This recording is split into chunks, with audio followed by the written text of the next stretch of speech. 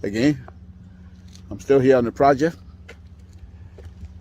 building capacity around my mouth, but I got something to back it up. What do you think? Let's discuss it.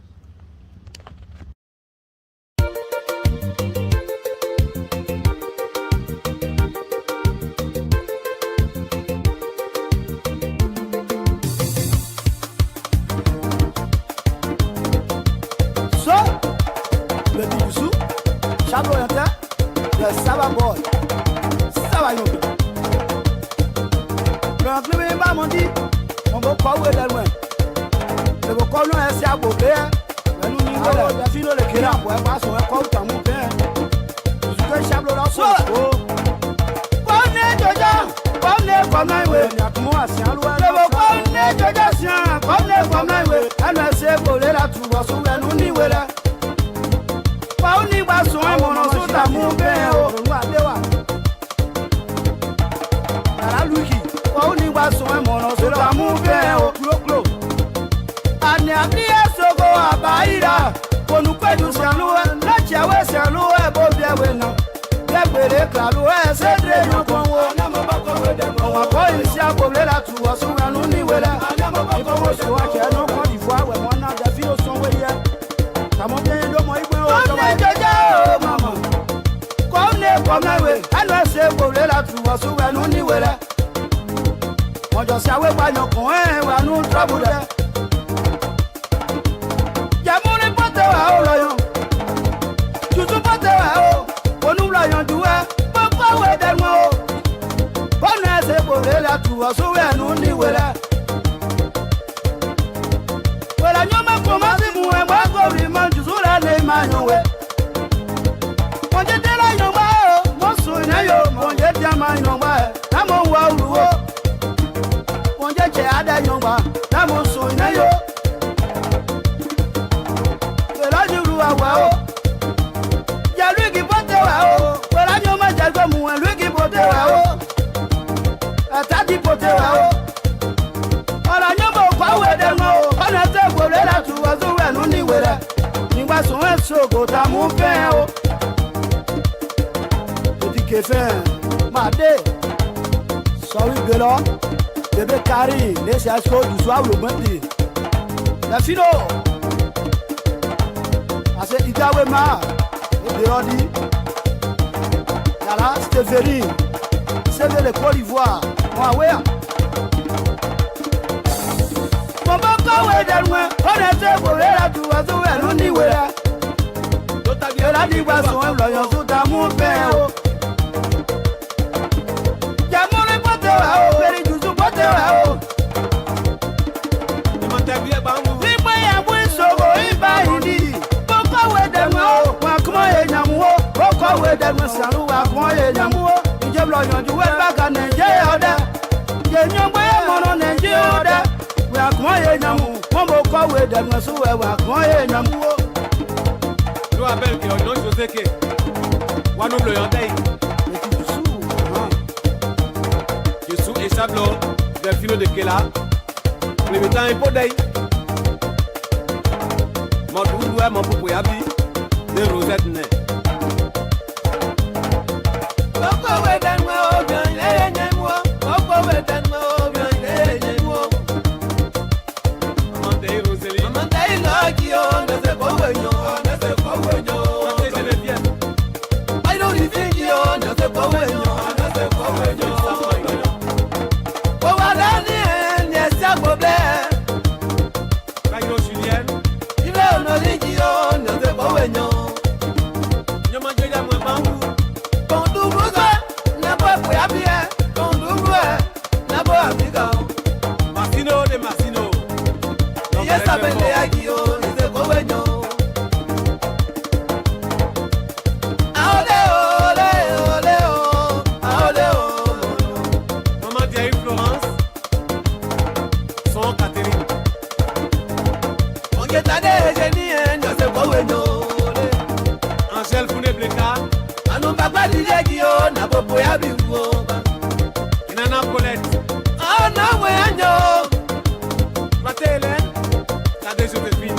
Say, oh, now we are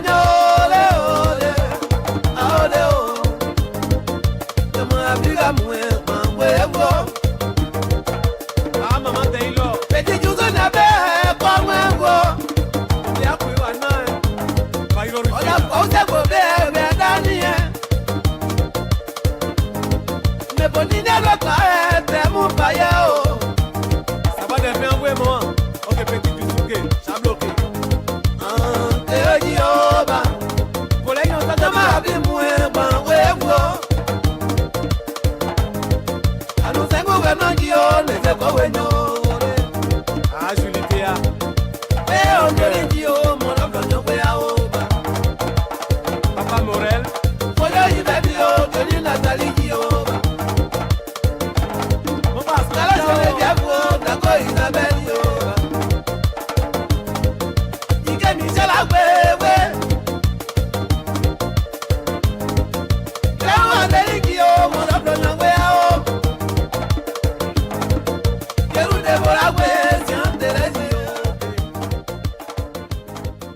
Baiso Natio, Nyaboku Yabibu o. Good evening, folks. Samson to Labrapa Radio. I want to thank all of you again for tuning in this evening. We say thank you for many of you that tuning in. Will be coming later on. We say thank you. Thank you very much. We're very, very happy to have you here tonight. And we did not welcome you, so we will do so right now. To say welcome, welcome, folks. And we really do appreciate you coming in this Monday evening to be part of this conversation. Thank you very much. Thank you. Thank you. Again, folks, Samson to Labrapa Radio. That's what we do here. We want to thank all of you, supporters of LPR and the Myers LPR as well. We say thank you, guys. Because of you, we are here. Because of you, we will be here. Thank you very much. God first, though. God first. God first. But I want to take this opportunity again to welcome all of you, those of you that are tuning in right now. Please share this video. Share it to as many people as possible so they will be able to join us here this evening as we're about ready to discuss what is happening in our neck of the world.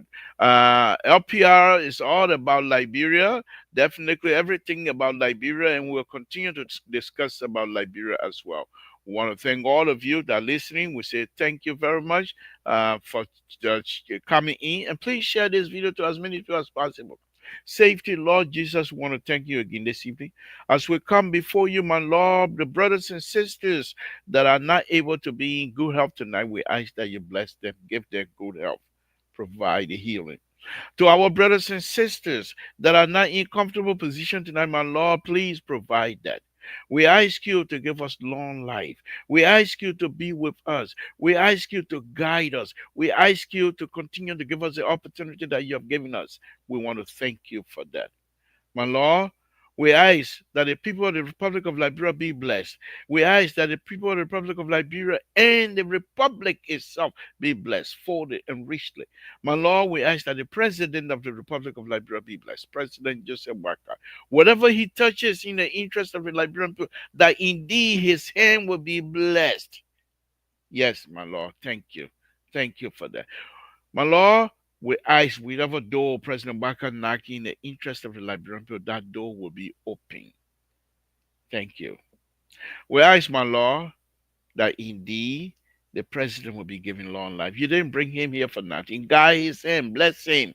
Whatever he does for us, success must be assured. Thank you for that. Thank you for that. My Lord, we ask again tonight that our brothers and sisters that are still in pain, we ask you to be the painkiller tonight. Thank you for that as well. Yes, we want to thank you.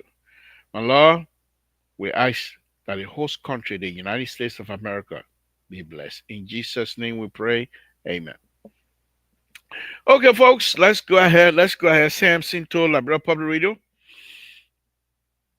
Tabatan is on tonight. All right. So, again, this is Samson told Labrador Public Radio. I think, how many times have I called my name?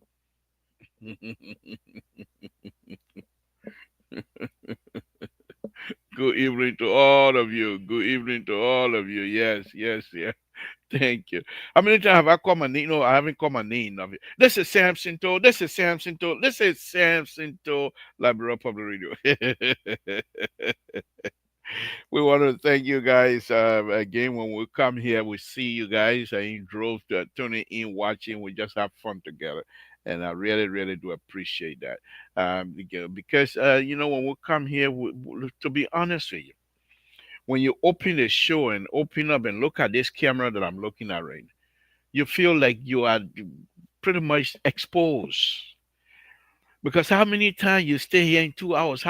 In 2 hours you will not be able to lie, to hide yourself, and you talk blah blah blah blah. Sooner or later you will show yourself. And so when you come here, you are exposed. But for you, my brothers and sisters, we come here, we want to be truthful. Because if I lie to you, it's just a matter of time before you got get caught. I can't lie for 2 hours straight. It's not possible. That's not even possible, to be honest with you.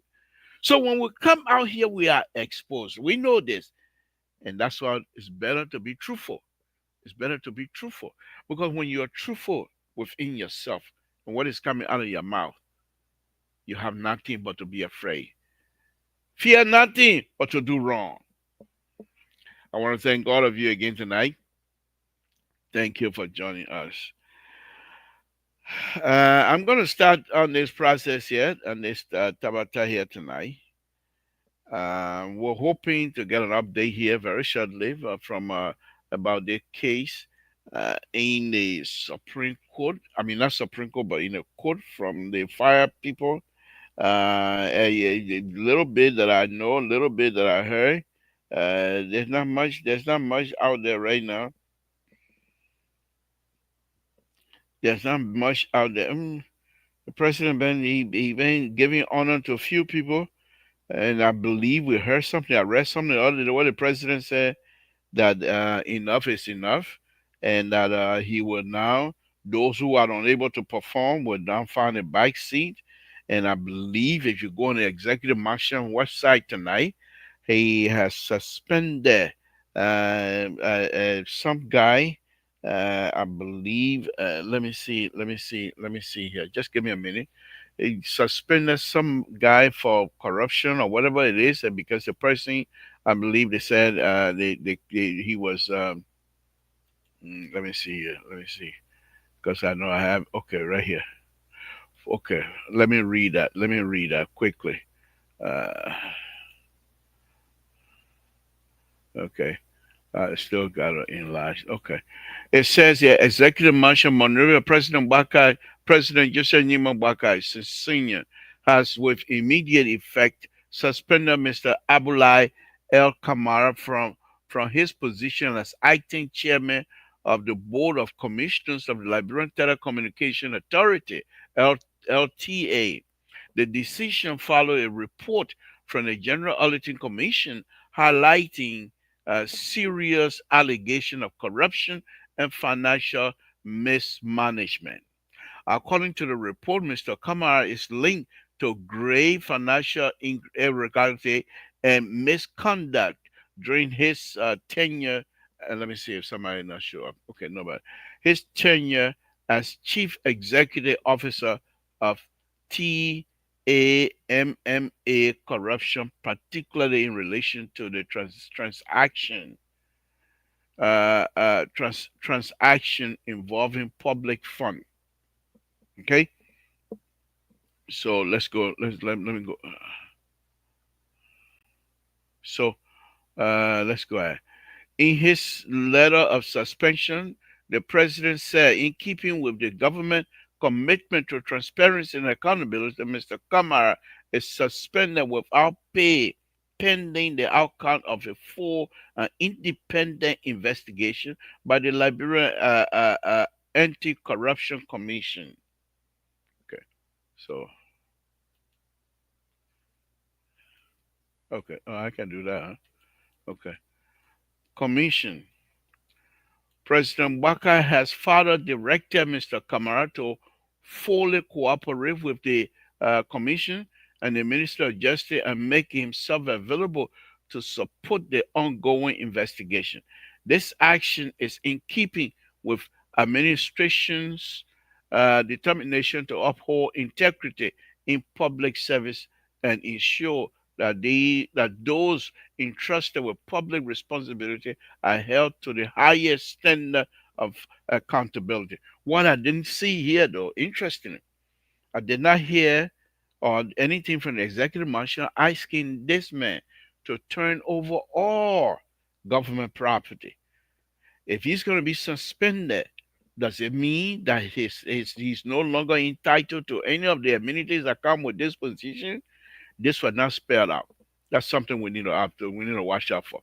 But I want to take this opportunity also because just yesterday, before in the last this gone weekend, Father Day weekend, whatever it was, my son, my last born now, been peppering me with questions. Why Liberia? Because I'm an engineer, remember? So he goes, he watched me doing some work at home here and stuff. Why is Liberia is not at the? I've been showing you street of Monrovia. Why Liberia street are not like Sacramento street? Why is it Liberia is unable to have proper engagement so they can have strong country like any other country? And I explained to him corruption.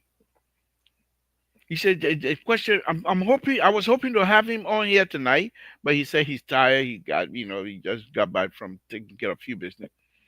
Basically, so he said he's tired. I said, okay, when he ready, he will come up and he will question me. But I keep explaining to him.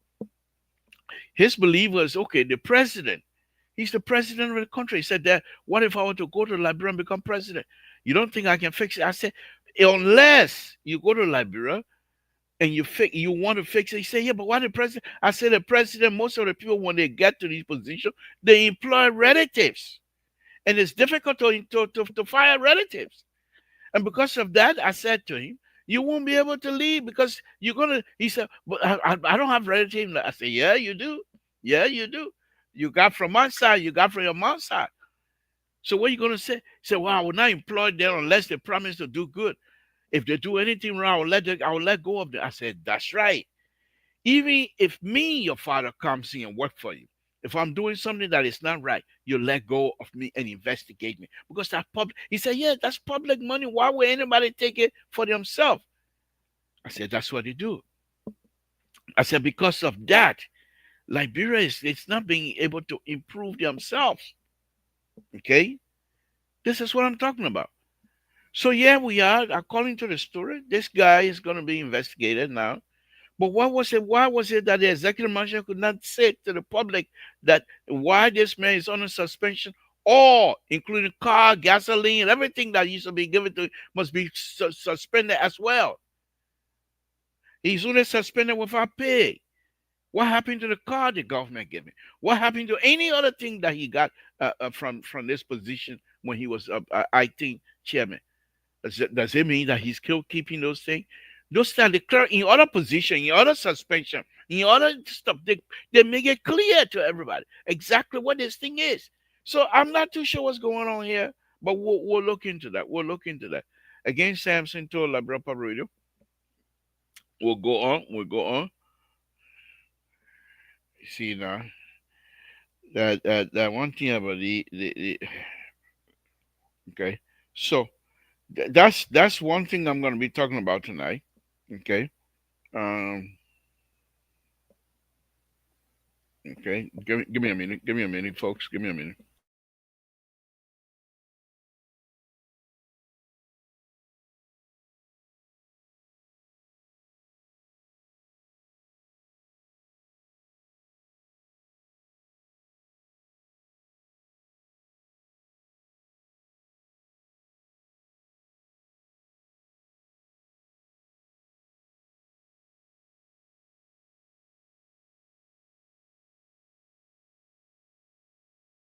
So, and this is what I'm talking about, folks. So you heard me reading that the man has been suspended. I want to thank the president because here's what I keep saying about this president, the father of the nation, my people. People say he's slow. Yeah, he's slow, but he acts. He's not like a Nyakan Borden. He slow, but he acts. You know how many times people been talking about this young man? Lots of articles been written about him.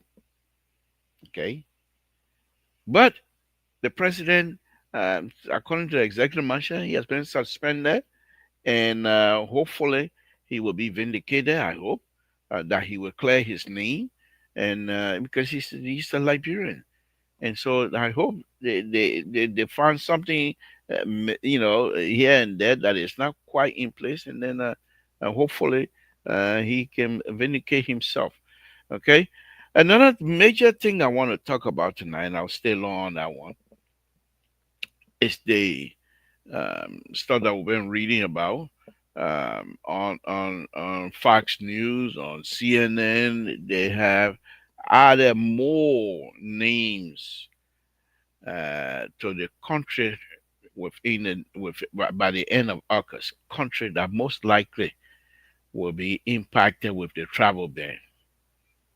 For me, there's two things I can say about the travel ban, my people.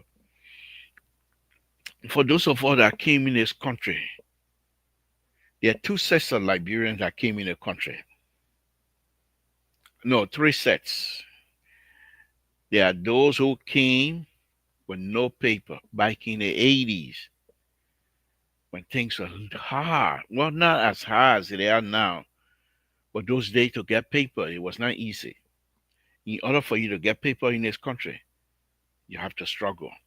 Some of us did just to get papers. Some of us did. It cost life for other people. And there are those who came from Totan, the village of the village of the village of Totan. Never saw Totan before in their life, let alone seen Monrovia.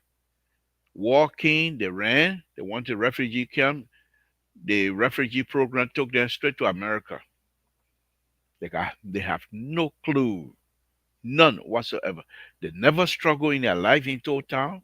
They never struggle in their life in Monrovia to say they're living outside of their home. From the village, walking, they went across. They got them from Ivory Coast, got them from some other places. They just brought them to the United States, which is good. And some of them, they didn't say because I never saw Monrovia before. They decided to improve their lives no matter what. Some of them were like not even sixth grade student. They came here, they have college degree today, working, nursing degree, working, because Liberians are always like that. But when you go back home, when you go back home, they're so ridiculous in the stealing aspect of the country. So the government of America, under President Trump, saying you got to put your act together. They sold passport. We saw that in the paper here, selling it to terrorists. We read all of those things. I don't know how true it is, but we read those things. Passport Saka from government to government, from government to government. Passport Saka. I remember, I'm not going to call his name, but a Liberian ambassador to the U.S. who's having to be a friend of mine, came here in Sacramento one time and met with the Sacramento community. And he there was a guy from L.A. He wanted to be, I think, consular or whatever it is. And what happened? Why it happened between them? He was there telling us to write letter. So this guy came. Why would we write letter for somebody I don't even know? I was not part of that letter writing business. But my understanding later on, these people pay money, and some of them are not good to represent the interest of Liberia. Because my understanding, I could be wrong, that if you are a counselor or whatever, you can your goods from anywhere. They don't inspect much. So America is now saying, "Give me a minute, folks. Give me a minute."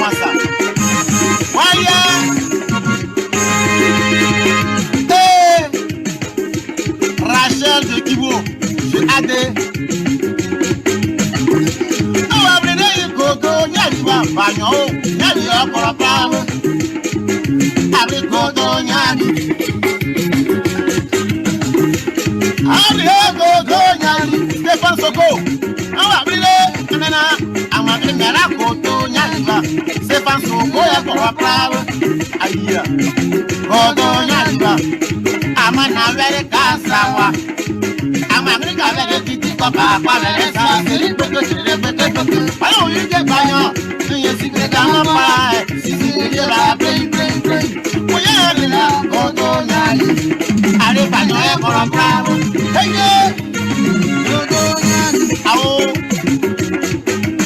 Baba sisi yo wo are na vere ni paka Baba sisi yo wo are na vere ni waye ale na yu ya koro bravo abile godo nyali yo so ma de jogre amro ayo la plus belle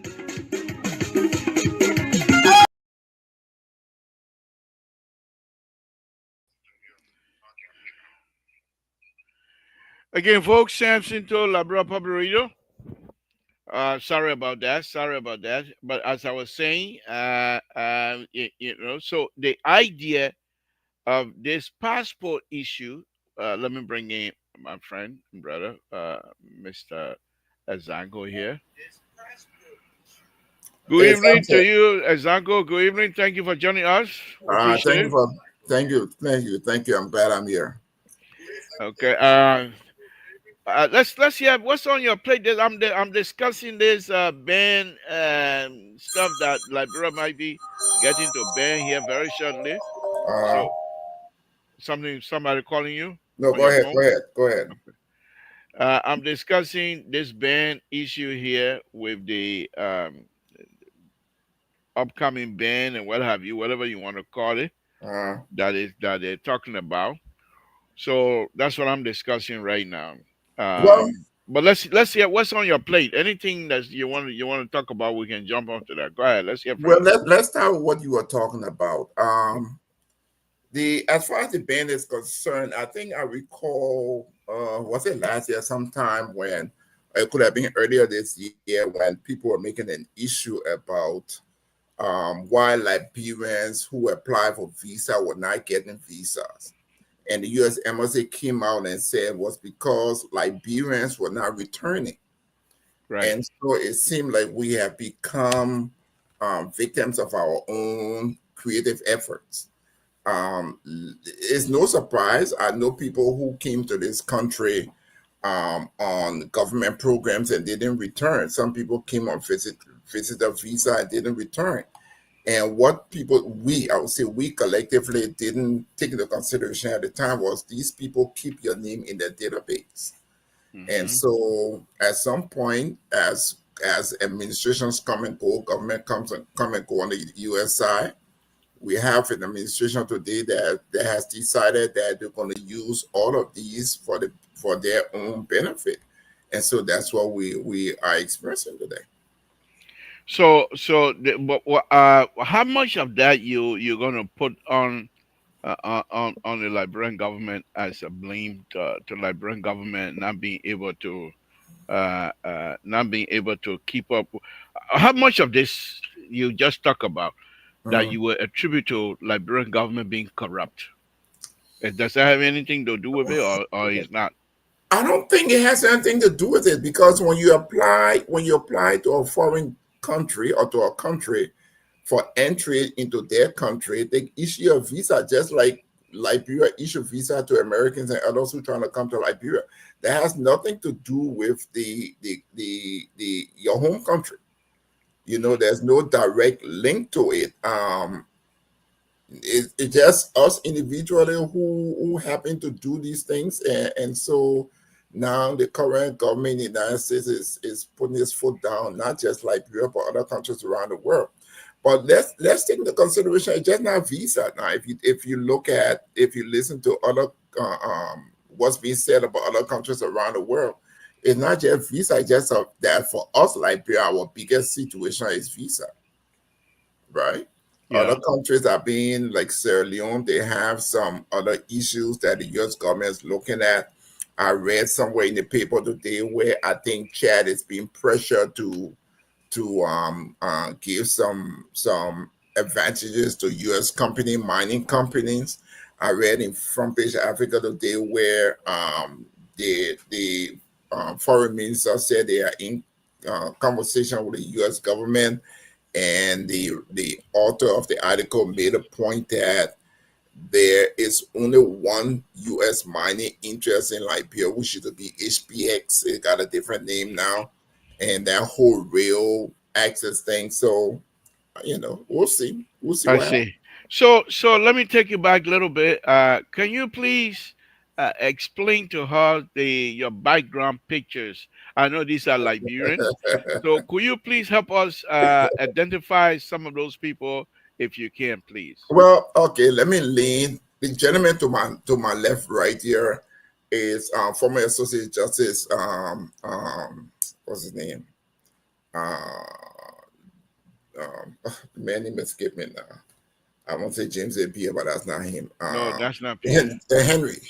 Yeah, Henry. Um, and the gentleman to my right is former Associate Justice Wordsworth.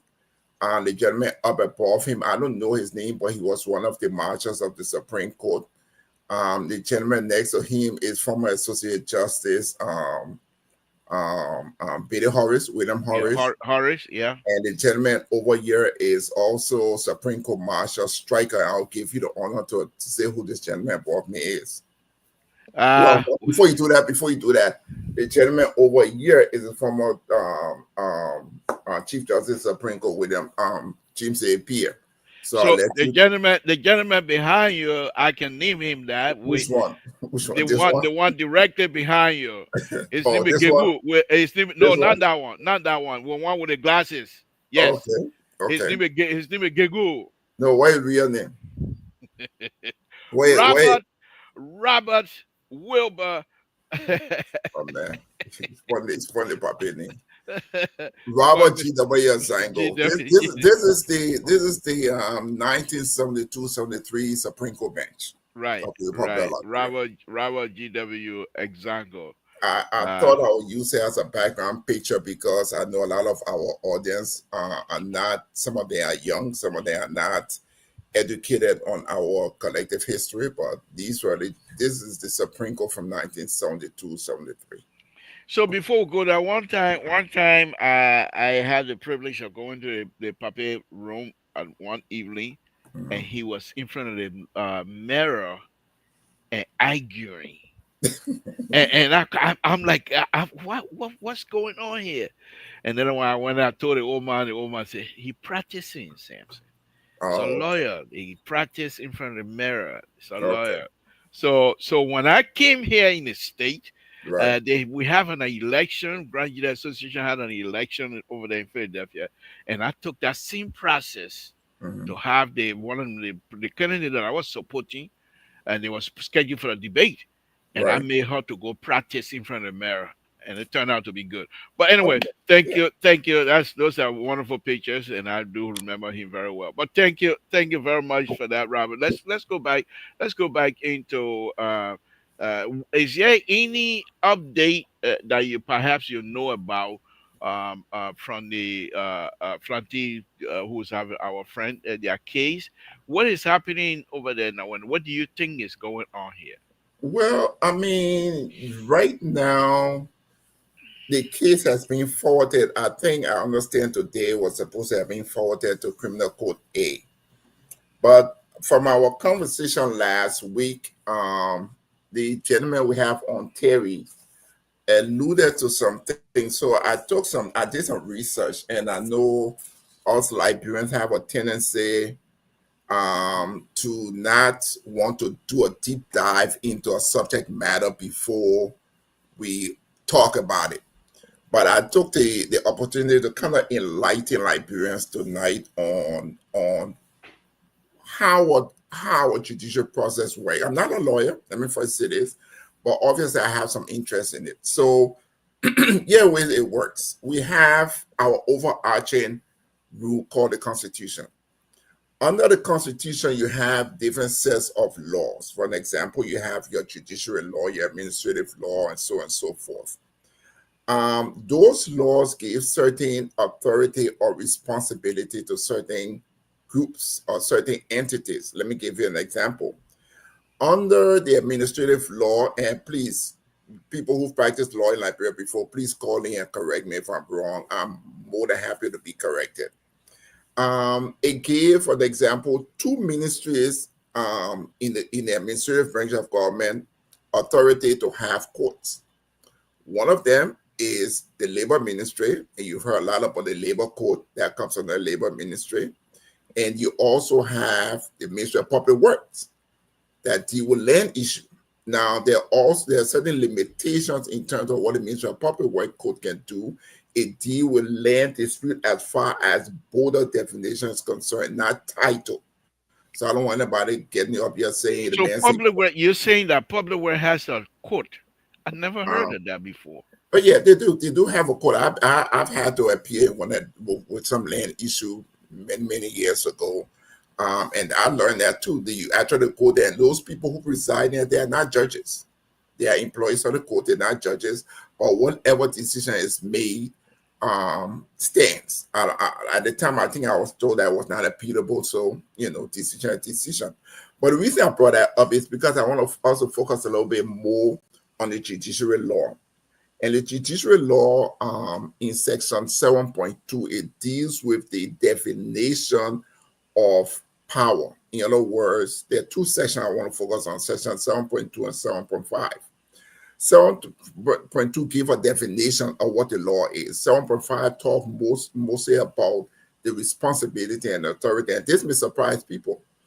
In our judiciary system, you have the Supreme Court, the Circuit Court, and magisterial courts. The magisterial courts are the court of first instance. What that means briefly is that when you have a complaint, that is where you go to first, and that court then decides. In the case of a criminal complaint, that court then decides if that court is the evidence that you present is worthy of going forward to criminal court A, B, C, or whatever have you. So in the case of the legislators, the prosecutor presented the evidence, and let me give a caveat here. I was looking at another platform. Everybody look at that platform, and there was an attorney in there, Councilor Gu. He made a very important point. He said, as prosecutors, they want to put their best evidence forward so as to convince the court why their case needs to go forward. Now, we talked a little bit about the evidence last week, and I think I was able to effectively poke some holes in it. So if that's the best evidence they got based on hearsay, no rational person would say this is the reason why it should go forward. But however, the judge we had to go forward. Now, it brings us back to what I'm talking about. In section 7.2 of our new judicial law, it says the president, not the chief justice, the president is in power whenever in his discretion to deem it necessary to an expedient to appoint the magistrate. In other words, the magisterial judge is appointed by the president of the Republic of Liberia. That same authority is given to the president of Liberia to terminate the magisterial judge without cause. That must So let me hold you right there. Go ahead. Does it not the president also have the power to appoint any of the justices in the Supreme Court? That's a very good question. I'm glad you added. Yes, the president can appoint, but the difference here is those justices have to be confirmed by the Senate. So if the Senate decides, no, this person doesn't meet the minimum standard, or whatever their standard is, that person doesn't take the position. But in the case of the magisterial court, the Senate is not involved in it. It's strictly just like the magisterial judges around the country serve at the will and pleasure of the president. All right. So let me read that. Let me read that provision in section 7.2. So I won't be speaking. It said the president is in power whenever in his discretion he shall deem it necessary and expedient to extend geographical area over which any presently established magisterial court has jurisdiction and to designate additional magisterial areas, etc., right? And then if you go to 7.4, so that's a definition of what it is. If you go to 7.5, 7.5 also says the president shall appoint, must. The shall in law means it has to, it doesn't have an option. The president shall appoint for each magisterial court a statutory magistrate who shall act as a chief magistrate in the court and such associate statutory magistrate for each court as he shall deem it necessary and expedient to dispose of judiciary business within the magisterial area covered by each court. A statutory magistrate shall hold office for a period of 4 years and shall be eligible for reappointment, but he may be removed from the office to the expiration, removed from office prior to the expiration of his term of office for cause or at the pleasure of the president. So in the case of the circuit court judges or the Supreme Court, like we saw with the Cabinet General case, they'll have to be impeached. I mean, they have to go to trial, they have to do all this. But your judge that comes under the judiciary, the president can totally, at his own discretion, remove that judge. So now it comes to the issue of why was it so easy then for the prosecutor to have that thing go forward? As somebody said to me while I talk to my people on the ground, do you think that judge want to be fired? Do you really think that judge from City Court wants to be fired? Okay. But okay. So, given that kind of explanation, once we assume then that perhaps that maybe because the judge don't want to get fired, and therefore he decided to take the case to the next level. Of course. Now, are you saying then that the evidence presented so far, if that judge was not in the position as you just read to us, you don't think that case would have gone forward? I think is that what you're trying to argue? I think under normal circumstances, that case wouldn't have gone forward because what when they asked the witness who was the police officer on stand, what's the source of your thing? He said open source. I'm an IT guy. I've been in IT for more than 30 years. The term open source means a code that can be manipulated by anybody. All right, let me make it simple for our audience. When you buy a cell phone, and this is not exactly one-to-one, but it does make the point. When you buy a cell phone to go to Liberia, you either buy a locked phone or an unlocked phone. An unlocked phone means that you can take a SIM card from any network, Orange, MTN, Morocco, wherever, put it in that phone and you'll be able to talk. A locked phone means that phone is programmed only for that network. So if you buy a phone hypothetically from AT&T or T-Mobile, it is a locked phone. It cannot work on any other network. That is what open source and closed source is. The man said the evidence from open source, which basically means it can be manipulated. We know how AI works in this place today. But do you think when he made that statement, open source, you think with from your own analysis right now, when he said open source, you think the judge in there, does he have any idea what the open source would be referring to? I don't know about the judge personally. I mean, it depends on how the questioning went on. But open source, and I will assume to the best of their ability, they try to make the clarity known. But again, that's no one evidence we're talking about here, right? But the point I'm trying to make, there are gaping holes in our judicial system. I'm not trying to point finger to the president and say he's corrupt or whatever have you, but there are gaping holes in our systems of justice and governance in the republic, and these holes have to be plugged. A lot of issues you talk about, your son asking questions about corruption. These are some of the fundamental areas where we have these problems. In January of this year, the Chief Justice of the Supreme Court made an issue about judicial reform. And this is one of the areas of judicial reform. Let's reform the entire structure so you cannot have a judge being dependent on the administrative branch of government. That's why our constitution said there are three separate but equal branches of government. In other words, the administration So stay where what you're saying here tonight, Mr. Zango, it seems to be that that particular aspect of the judiciary Mhm. is under the thumb of the executive. They Exactly. can manipulate that system Exactly. to favor whatever it, because but the interesting thing here, if what you're saying here, the interesting thing now is this: these are the people that make the first decision as to Exactly. whether this case going to be moving forward. So if Exactly. I have issue with the president of the Republic of Liberia, Uh-huh. the very first place that most likely I will be going is that court. But Exactly. if the court that you're saying here has some sort of a duty, bound duty to the president of the Republic, because every one of us want a job. So, and knowing how powerful the presidency is in Liberia, so the far as that is concerned, we should have known better than to expect that this case was going to be Would not go dismissed. forward. Would not go forward. But let us not just focus on the president because there's a whole administrative branch here, right? Let's look at the vice president. You hear a lot of people talk about this case being political. Of course, this case has some political overture to it. This is 2029 starting right now.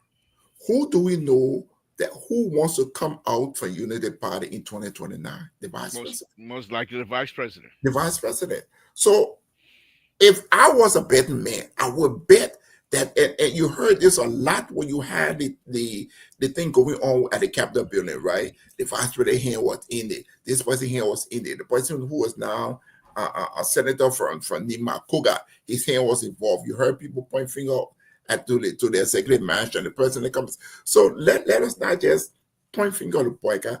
Let's look at the whole shebang. Let's look at the totality of the function of the administration and say these holes we have in our system. I don't know that we can plug it before 2029, but we need to be mindful that these holes in our system, in our governance system, in our judiciary system, have been holes that have been there from long time ago. And so whoever sits in that office now, right? Whoever sits in that office now is just riding the wave and taking advantage of these holes that we have. Now, the argument was made, Joshua didn't do it. Was he aware of it? Was he not aware of it? I don't know. But Joshua didn't make the attempt to remove the speaker for whatever the speaker there at the time, for whatever reason. But if you recall, during the Ellen Sirleaf administration, two speakers were removed. Again, in any other form, any other government, that's an impeachable situation. That's very impeachable. But that would not happen in Liberia now. They said money exchange hands or whatever. I don't know. I'm not part of it. But we just need to be mindful.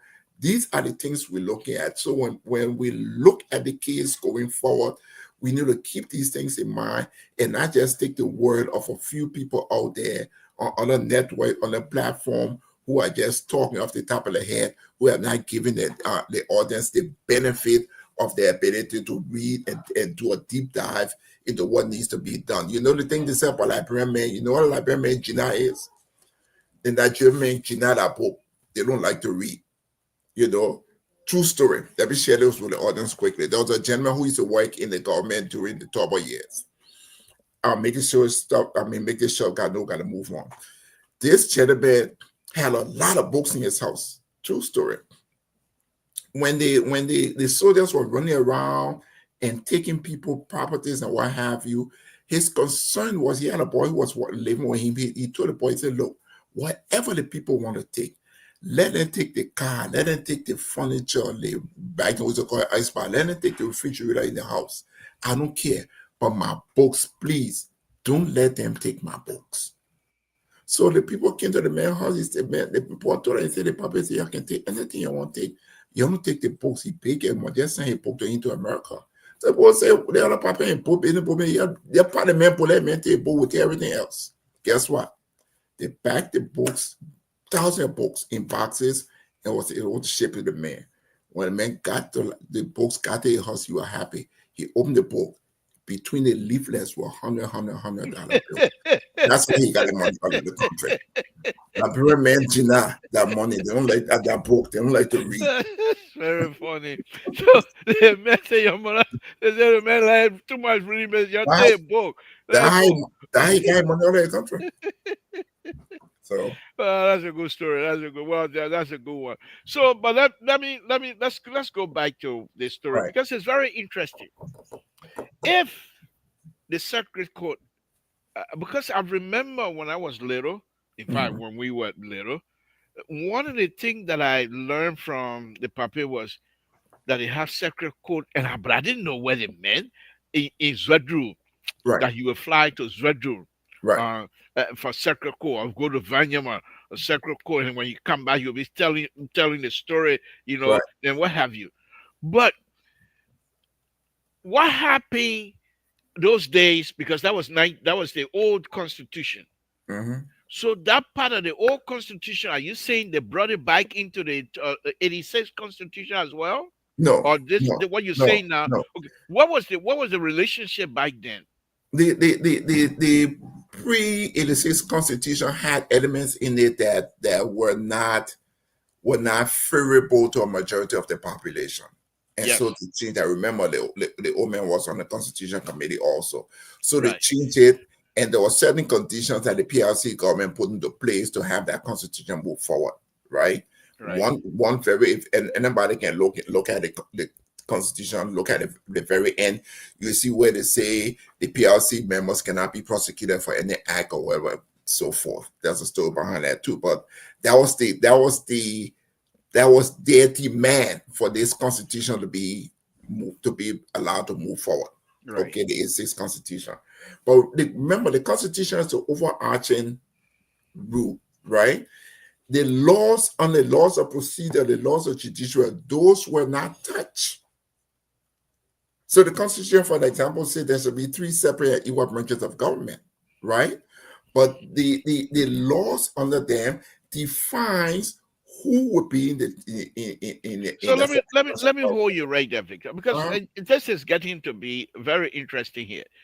So are you saying that the circuit court, are they under judiciary branch, or are they under the executive? All right, let me explain this again. The circuit court, the Supreme Court, and magisterial court, those are the three levels. Yeah. The magisterial court is what I just Hold on, Victor. Hold on. Rescue two, rescue two, rescue one is said. calling Lord, rescue two. Rescue two is here. Let's bring him on. hold on, my boy Terry, one kind Yeah, again for me. How yeah. come I again? Terry, but Terry plays here. Now you don't want to visitor. Terry Oh, the I me done seen man. it. Yeah, Okay. you're the visitor. Terry not a If me what if man. what I if what I come to class, it's like no problem. No, but what I'm saying, the circuit court is just as a circuit. You're an engineer. Right, The judges are rotated from one court to the other. In Monserrate County, you have two courts. You have circle court 1 or 6 or something like that. I forgot how to call them. And every other county has a judge, an overarching judge, which is a circuit judge, right? So that's one level. But what I talked about earlier was the magisterial level. The okay. magisterial level is where you have your magisterial code, your associate magistrate. Which one of the, tell me again, which one of the quote that the government, the executive is in control of? In other words, The appoint, magisterial hire, code. The magisterial magisterial court. code. It's So called the code of first instance.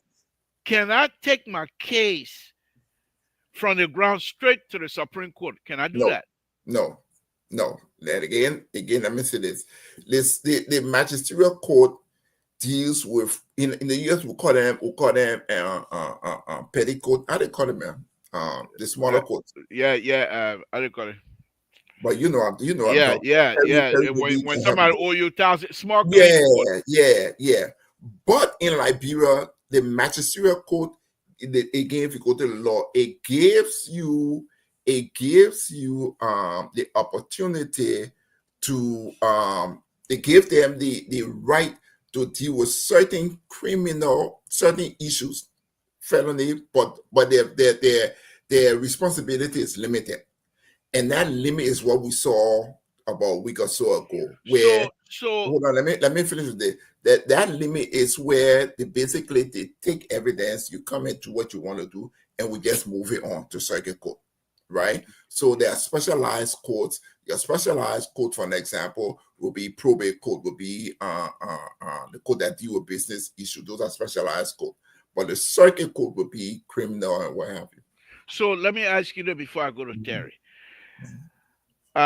Let's go back to Kofa and his group. Mhm. Former Speaker of Kofa and his group. Right. Could they have objected to going to this, knowing fully well, because Kofa is a lawyer, so Kofa is probably aware that this particular court is under the term and control of the government, of the executive. So Kofa and his people could have said, no, we don't want to go there. We want to go somewhere else. Can they do that? You can't go anywhere else. You can't go. That's the procedure. You can't go. You can't go anywhere else. The circuit court, first circuit, second circuit, like you can't go. You can't go anywhere else. Well, I mean, the magisterial court. The magisterial court is the court of first instance, which means So that is where you start. But can you say I don't want to go there because this court is controlled by the executive, and I don't want to. In my case here, I feel it's against the executive. I don't want to go there. Can you do that? No. Okay, let me bring in Terry. Terry, good evening. Thank you for joining us. We are diving into what we think the issue is as far as how do you call it, the case for the former speaker is concerned. Mr. Zanko is giving us some information. Which, to be honest with you, I didn't know that. So I didn't know that. So Mr. Zanko, before I go back to Terry here, are you also suggesting that perhaps the reform that the how they call the Supreme Court's Chief Justice was talking about, you think that have to do with the magisterial court being reformed as well? I didn't read her specific point, but I know she did call for somewhere at the beginning. She did call for judicial reform. So I was assuming this is all part of judicial reform. They've been called for judicial reform for a long time. So you are a learned person. You read a lot. Have you come across any article or any kinds of serious debate where this point that you're making has been stressed and people are calling for this particular type of court to be fully under the jurisdiction of the judiciary? I haven't. I mean, again, I have not had a reason to dive into this, but I promise you, give me a few days, I'll have an answer for that. Okay, let's go to Terry. Terry, good evening. What's on your plate, sir?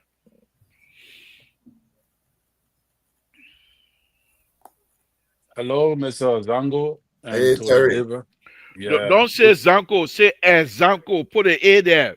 Okay, I don't want to tell you the reason why we got an A. Don't put an A there. Some people in California, other places will be though. So yeah. Put an A there, and there's a reason behind that A. Don't go there. I mean, happy Father's Day to you guys. I forgot to say that. Oh my goodness. I read a minute begin cry that the story I can talk about it. Hey, don't come here. Then he closed the door. Boom. Then mommy will say, what happened, Victor? Oh, you talking about my head. Go ahead, Terry. This is my brother. I really have fun with you. Man. I'm telling you. Go ahead, Terry. Yeah, I like your picture behind you. It's a very historical picture, and I think that picture alone sent a shocking wave to the media in regards to the other day you said Flakaje lawyer. Then, so I don't know if this one. I said Flakaje. I used to tell Flakaje. Many people they wear my mouth. I said Flakaje. You said the men on ground of flag. You know they now. But anyway, you might eat that one. I used to work for that. I got some lawyers there who are my lawyers and I'm flag got some very good lawyers. But like in every field, you have good products and not so good products. So when you Terry, hold on. When you're talking about good lawyers, give us some of the name here that some people might want to gravitate towards. Well, I tell you what, that's a good question. One lawyer that sent up to me is Counselor Jonathan Masekwe. He's a very good lawyer. I mean, I know that a lot of people in the U.S. have issues, and some people have called me and asked me personally, can I recommend a lawyer? I recommend Jonathan Masekwe. You got land issues, you got other issues, your brother, your mom, whoever, a family member, friends need a lawyer. He's reasonable. I mean, he's one person. And from time to time, we'll call names to other lawyers, but definitely Counselor Jonathan Masekwe. He worked for ILG International Law Group. I mean, contact him. Okay. Very good Uh, representation. okay. All right. Let's hear from you, Terry. Let's hear from you. Yeah, so like something with Azango said that you asked a very brilliant question that can there be, you know, whether the defendant is dissatisfied with the court, whether if the defendant can say let's change venue and move on. So I think that is possible too.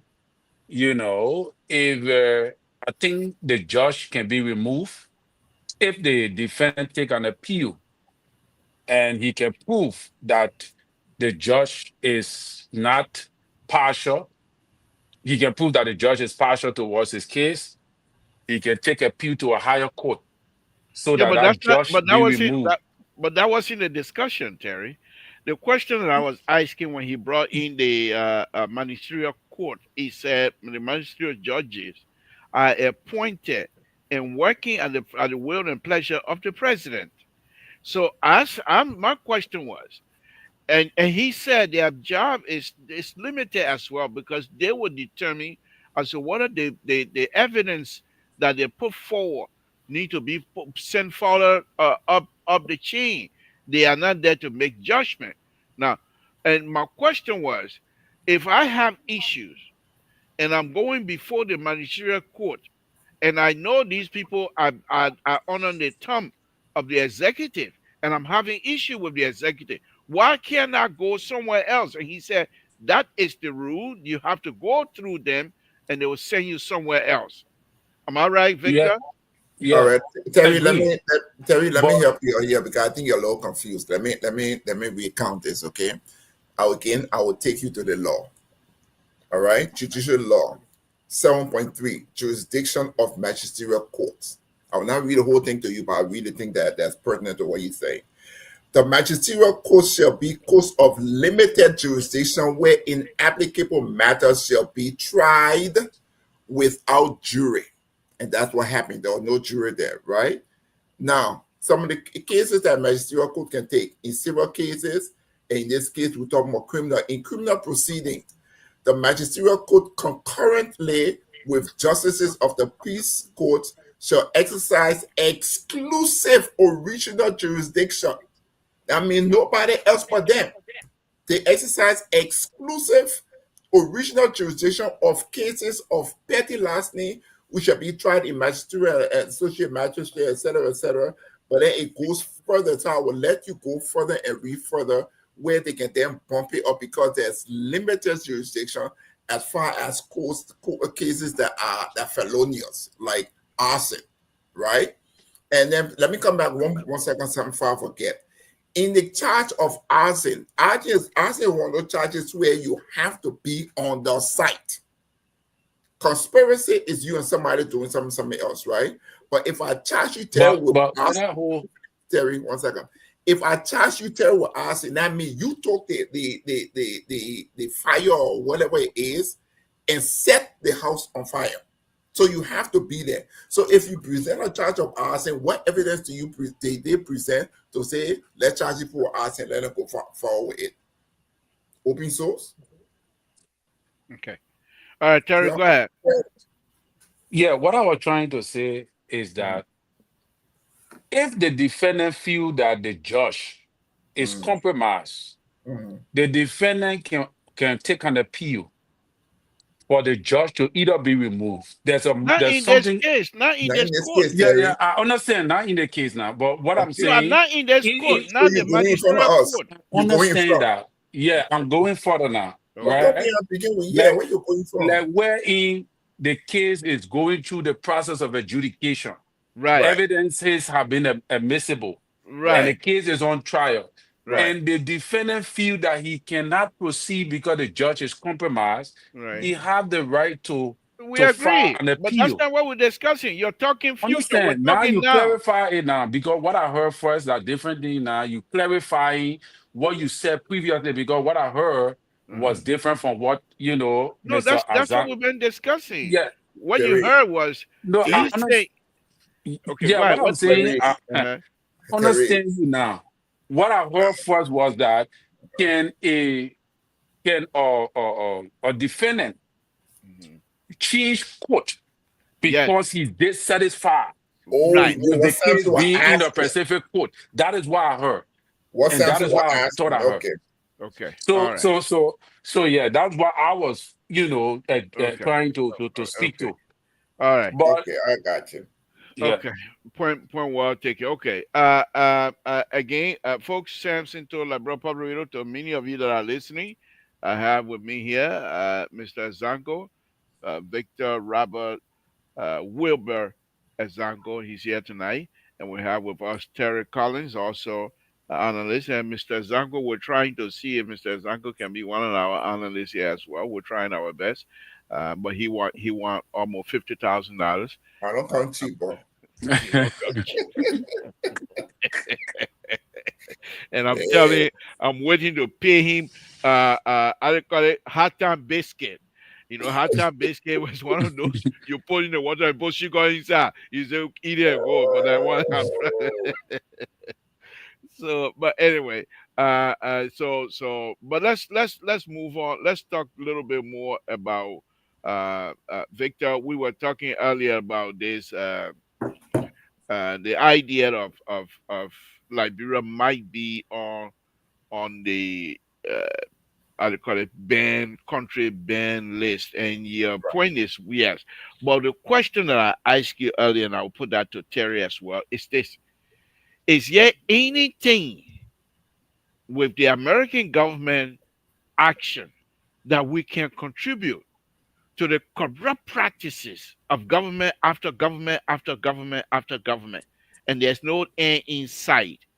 Is there anything Liberian can contribute to that? To say because of our government corrupt behavior, these people are coming after, and many of our people will suffer. Can we say that, or we can just say no? The government have done their job. This is American policy, and what have you? Like Mr. Zanko, Mr. Zanko, are you arguing this because President Baka is from Lofa and you also from Lofa? Is that why you're arguing anything about? I remember I don't do tribe. I don't do tribe. Let me tell you something. When I was actively involved in electoral politics in Liberia, one of the things I always told people who would listen to me is whenever a politician come talk to you and say, my man, we're from the same tribe or that kind of thing, run away from them because they don't really mean good by you. If we can get the tribal issue out of a lot of our things, I think people will be able to make the best decision for what one's qualification is, and that will benefit the country. When you go look for a job in America, what do they look for? They look for your life experience, your job experience, what you can do the job, right? You go look for a job in Liberia, the person will tell you, say, oh, my man, they may get double master, you get one master, so you're more qualified than you, even though that double master person had never worked before in that field. So we look at things differently. So I don't do the tribal politics. I don't do it too well. So then let me ask you again then. My Is man, it go ahead. can you hold our government responsible for what is coming to us if at all it's going to come our way? Again, like I said, that's a good question, but I think they act. All right. I think I read somewhere, and Terry, please help me on this one. I think I read somewhere where they said the U.S. government, one of the other things besides overseeing the time is it has to do something with what's it, corruption Yeah, or yeah, governance issue. yeah. If that's the case, then that is, yes, we can hold the government based on that, right? Yeah, Bad governance, bad but governance. even as that, Victor, and I'll go to Terry on this one. Even as that, if the government is corrupt and unable to develop the country, and you have young people, everybody want to come on this side when they have an opportunity to come, they overstay. They don't want to go back because there's nothing there for them. So, can you now hold the entire system that is helping to and I'll be ridiculous here, that is helping to ruin the lives of many Liberians. Can we not hold that system responsible? Let's go to you, Terry.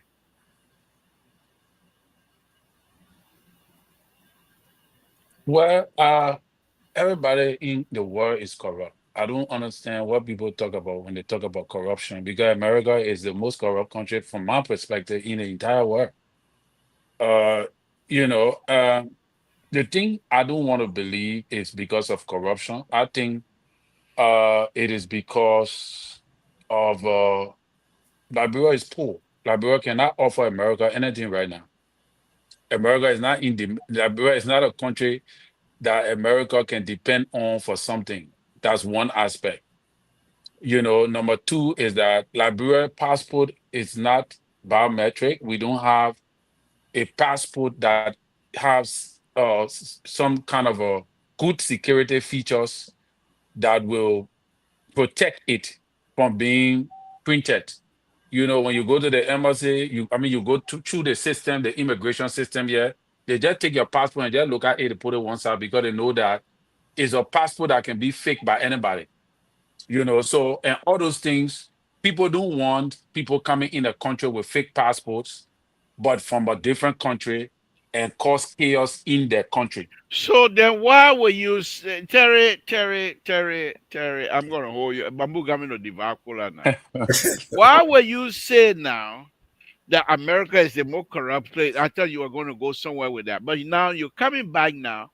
So Oh, if Liberia is not you suggesting, if Liberia is giving people passport that don't deserve the kind of passport, then why aren't you holding your country responsible for this, for America to say we can't deal with you because you're bringing some fake people here that are not supposed. Labor, why should I hold my country responsible when America is a sovereign nation of its own and they take decision for the betterment of their own people? Why should I hold my country Yeah, but responsible? the decision they're taking is based on, they're not just saying you can't come here anymore. They're saying you might not come because of X, Y, and Z that your country is unable to implement. And one of those they're saying is that people are getting passport from your country that are not even member of your society, that people, other people, they suspect that people that are getting these passports are people of severe character. So what will you Labor, say on even that? even the American passport, they get people that can fake it. They get criminals all over the world that faking passports, even with all the biometric features and all that. The money, the US dollar, is they get a lot of counterfeit that is using all around the world. So you can say because of that, that my thing is that this is political. And I don't want to go deep into it because that is America's decision. America is a sovereign nation of our own. All the time you've been trading with Liberia, you know that Liberia get passport out of this. That only when Trump come to power, then Liberia passport not correct, blah blah blah. And this is not only Liberia. This is many other countries in the world that America is making decisions against for her benefit at this time. So why should I blame my country? I'm not going to blame my country for America's So decision on her. it seemed to me now, Terry, that you have resigned yourself to allow Liberian to stay home for the next 4 years until I President don't Trump. want it to happen, but that is the American decision. That is what America wants to happen because this decision, I believe, is political. This decision it have nothing to do with whether if Liberia meets certain standard. It have everything to do with the political agenda of Trump's vision and his platform for America. That is what Trump was voted on. Trump's major policy in his government is to get rid of immigrants. That is his major target, to get rid of illegal immigrants. And you can see that even legal immigrants are being deported back to their country. People with citizenship are deported back to the. Then you say I should blame my country for the decision Trump is making. No, I'm not going to do that. I'm Okay. not going to do that.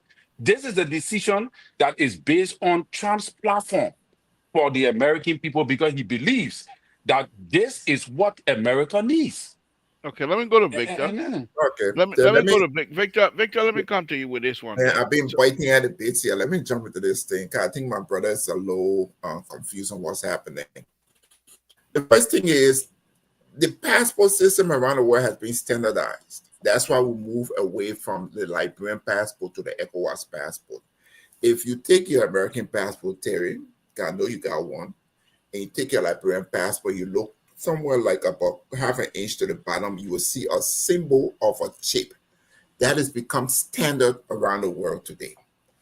All the passports are biometrically based. That means they okay. swipe it, there are some security measures in them. So it's not about the passport. The second thing here is you're right. You're right in the sense that every country has to look at its own self-interest. It's called national security interest or what have you. If we have leadership in Liberia that are incompetent to the point that they are not able to, or they do not want to put Liberia's interest first, who do you blame? Do you blame Trump? No, you blame your government. The third thing here is to say Liberia is poor. Liberia got nothing to offer America. Then why was Josh Weah brought into the headquarters in one of the offices a couple of years ago and sat down there for a year? What they were talking to him about? What they wanted from him? If Liberia got nothing to offer America, why is it that we have Liberia Mining Company, Bond Mining Company, all those companies there? If Liberia has nothing to offer, why is it that America has landing rights automatically arrive at the national airport? Everything is not necessarily cash. There are security issues involved. If Liberia has none to offer, why is HPX pushing hard, leaning hard on the Liberian government to give her access to the rail that Mittal Steel has signed and has an agreement with? So Liberia has a lot to offer to this scheme. It's just that our leadership has to be in the position, and hopefully they are cognizant, they are very aware, and they are strong enough in their ability to push back. Other countries are doing it. We can do it ourselves if it sees our national interest. I see. So let me come back to you then, Robert. Then I'll go to Terry again, folks. If you're listening this afternoon or this evening or this morning, whatever time it is on your side, this is Samson to La Bropa. I'm here with Mr. Victor Exanco. I'm also here with Terry Collins. We're having a conversation about, of course, everything Liberia here. So, Something, Victor, something. If I may interrupt for a second, that there's a third thing I want to. I mean, another idea I want to put here. The issue here is not the private. It's not the green passport. It's not a private passport. It's the diplomatic passport. Remember, the diplomatic passport being compromised because the signing of the diplomatic passport, the authorization come directly from the executive mansion. And leaders in the past have been issuing diplomatic passport to people who had nefarious plans, nefarious ideas. And so those are some of the issues to talk about, not the regular green passport or blue passport, whatever color it is now that everybody's using. so then let me ask you this then, and let's hold people responsible here this evening. Do you think the diplomatic passport issue and it erupted here the last time under President Waka as well? You think the leadership themselves at the executive branch at the higher level are they aware of the problem this diplomatic passport is causing, Absolutely. or perhaps they just believe that it can be taken care of at the Ministry of Foreign Affairs? Absolutely. Absolutely. I mean, when you issue passport, especially a diplomat, look, the advantage of having a diplomatic passport is that there is some there's a limit, or there's a point of security trust when you are out go through an airport, because we have traveled internationally. There are a lot of security checks we have to go through. With a diplomatic passport, they don't. Your bags are not checked, at least not the one you carry on, and so on and so forth. So people can use it to go in and out and do all kind of things. And that is where the U.S. government is very concerned, especially when they talk about these terrorism or that kind of thing around the world. We know from during the Charles Taylor time, our diplomatic passport were all over the place. The government didn't have track of them.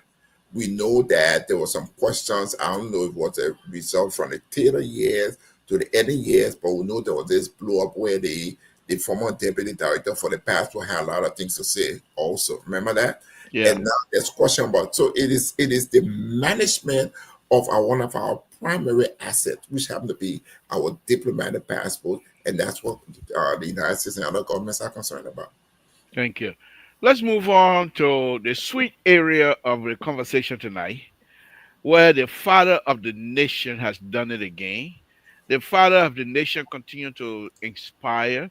The father of the nation continue to do a wonderful, wonderful job for the people of the Republic of Liberia. And I think the father of the nation and people say, "Oh, Mr. O'Toole looking for a job." Yeah, looking for a job. Liberia, why can't I look for a job? But let me come to you, Terry. Let me come to you on this here. Quite early or late this afternoon, I read from Executive Mansion website where the president has suspended the chairman of, I believe, and I think I have that paper up earlier. Okay, maybe okay. Oh,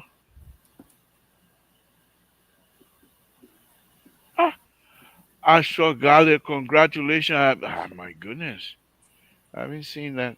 But anyway, let me put this up. Let me put this up. The president, they said, with immediate effect, suspended Mr. Abdullah El Kamara from the position as acting chairman of the board of commission of the Liberian Telecommunication Authority for corruption and mismanagement, financial mismanagement. Terry, any comment on this here? Well, so I think that is, I mean, liberal. Sorry, That's I okay. think That's okay. I think that is over. That is overdue. That suspension came at a time wherein everybody have forgotten it. I think the president should have done that a long time ago. But we welcome it, and I think that's a good news and all of that. But I want to go back to what Mr. Azango said earlier when I made a statement that Liberia does not have. Yeah, it is true. I think from what I read here in 2012, you're right that we have a biometric chip in our passport. So, but what I was trying to say is that they are they what Liberia Terry, already you has to got offer. Terry. I don't mean to knock you off, but do you have a new plant behind you there? A A new new, plan. yeah, flower, not flower, but yeah, plant. That is same plan. I told you, I said, when I on a computer, that plan, the computer can, the camera can make the plan look red. Huh? The other plant is not hungry, but the other plant you use, you got they use they know that they, That is, the, that the the other camera, plant. The other plant can eat or they look green, but the other one you got look like that they is look like same plan, they labor. dry, they look yellow. Like somebody haven't eaten 5 days, but the other plant eating plenty. Yeah, that is same plan. But yeah, Okay, like right. when I say like we do not have nothing much to offer the United States, the United States is not really generating anything much from Liberia in regards to look at the way they treat you. The way they treat you tells you that they don't have anything that they need from you. Like you said, security wise, yes, before in the Doe regime, we had the Omega Tower. They built our port. They were using Liberia for means to spy on other countries and all of that and carry on some great work. But that is not the case as we speak. So America stands nothing to lose or gain by cutting ties with Liberia. It stands nothing to lose or to gain in this particular time we're in. And that is why they are not afraid to move on us. And then you talk about, calling President We are there were so many atrocities that went on in the government during President We are time. And obviously, with the ties that Liberia have with America, they evolve with our security apparatus, and the death rate. They accuse us of extrajudicial killings before former President We was called. Those guys were not sanctioned. When former President Weah came back from that meeting after the CIA boss came to Liberia and went back, he followed. Later on, before President Boga became president, we saw sanctions raining down on most of President Weah government officials. So that alone explains to you why. And why would they want to do that? Why would they want to string Liberia that way? It's simply because at the time Liberia was feeding to the West international goals, the West foreign policy. But as it stands, America really don't really need Liberia because we don't have nothing much to offer. If HPX decide to close down now and withdraw, or Firestone that is already given to Senate, Liberia, the time you are talking about, Liberia was, I think, if I'm not mistaken, the first or the second biggest or largest rubber plantation in West Africa when Firestone in Liberia. At that time, yes, America needed Liberia. But now, no, I doubt it. We have nothing to offer them. Okay. Everything you saw what Trump did. Trump shut down everything. Here, you say in and order. Why you think they're doing that? They're doing that because you have nothing to offer. So today, tomorrow, if you and I get to lose that particular position, wherein our people can easily travel to America on visiting, tourism, blah, blah, blah, all of that, we suffer that, not the American people. And Okay. they will have nothing to lose if they cut ties with us. Thank you. Okay. I think you still Mr. Zanko, you want to say something on this, then we can move on to something else. Yeah, I think I thank my brother Terry for coming on my side on many of these issues. I mean, I look forward to kind of expanding his understanding of events as we unfold them here. But at the end of the day, my brother Terry, like I said initially before you came on, people don't have to do a deep dive. You know, America doesn't go and sit somewhere where she's not wanted or where she doesn't see interest. There are layers to this. Now, what you see or what you don't see, that's for your own understanding. But there are many other things that happen on the ground in Liberia that has a regional effect. Now, I can't go into all that explanation, but has a regional effect. You may not know about it. So there is some need. America doesn't need to be there. It doesn't. America invested a lot of money in the last few years to expand our embassy. They're not going to expand the embassy if there is not a need. Just because a few 100 Liberian get visa a year? No. So let me help you widen your understanding of what it is. When I talk about Bomba in those places or Lamco in those days, I was giving you a historical reference point. Things change. The beauty of America is that they get a new administration every 4 years. Things recycle. So let's see what happened 3 years from now. Let's see what happened next year. Next year is a recycle. You have midterm elections. Doesn't mean the Republicans will be in power. Democrats come in power. Policies will change. Things will change. So that's all I want to say on that. Okay. Again, folks, we're gonna move on. Terry, thank you very much. Mr. Zanko, thank you very much. Let's move on to the next line here. What happened? Can you guys hear me? We can hear you. You're Yeah, clear. you, man. But you can see me. Oh, We can We see can you. see you also. oh my. You can see also. Yeah, I know. I can see you because my phone kicked something here. I I gotta think fix it. I think that your mail, I think that the CEO decided to He kick ain't you get out. nothing. That is cartel he got. Let me explain that cartel business to you. My cartel more powerful than your own. You know what happened to a cartel one time? You not bring a thing on you throw me off of my game right now. I think you want me to okay, but you know what happened to a cartel one time? One time we went somewhere and the station manager in Philadelphia, the main guy a cartel in your hand, it disappeared in your hand. Hmm. We looked for the cartel for almost 2 hours. We couldn't find it. So Wow. the station manager said, you want your cartel? He said, but one got the station manager, no. I want yes or no. He said, yes. He said, look behind the car right there. We looked there at the cartel. That cartel, man, I'm making my now you don't want to come mess with me. See? When you hear this story, you will get better. Okay, but anyway, let's move on. Let's move on. So the next topic here tonight, and we will be opening the line here on very serious note. We're going to be opening the line here very shortly. So let's bring out on this, Mr. Zango. What is your prediction on this case here? what do you think Well, most likely will happen on well, Flat on the the legislators, yeah they will win. legislature case? I feel if everything is done by the books, they will win because the burden of proof is not on They them. they The burden of proof they is on the prosecutor. they when you say they, who are you referring to? I'm talking about the five accused. Okay. I think they will win.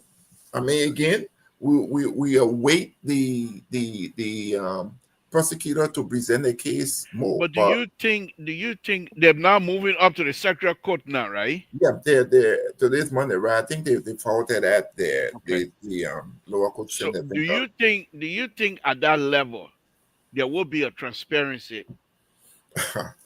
My man. For the sake of this thing, I would say yes. For this, I would say But yes. let me push you a little bit on this here.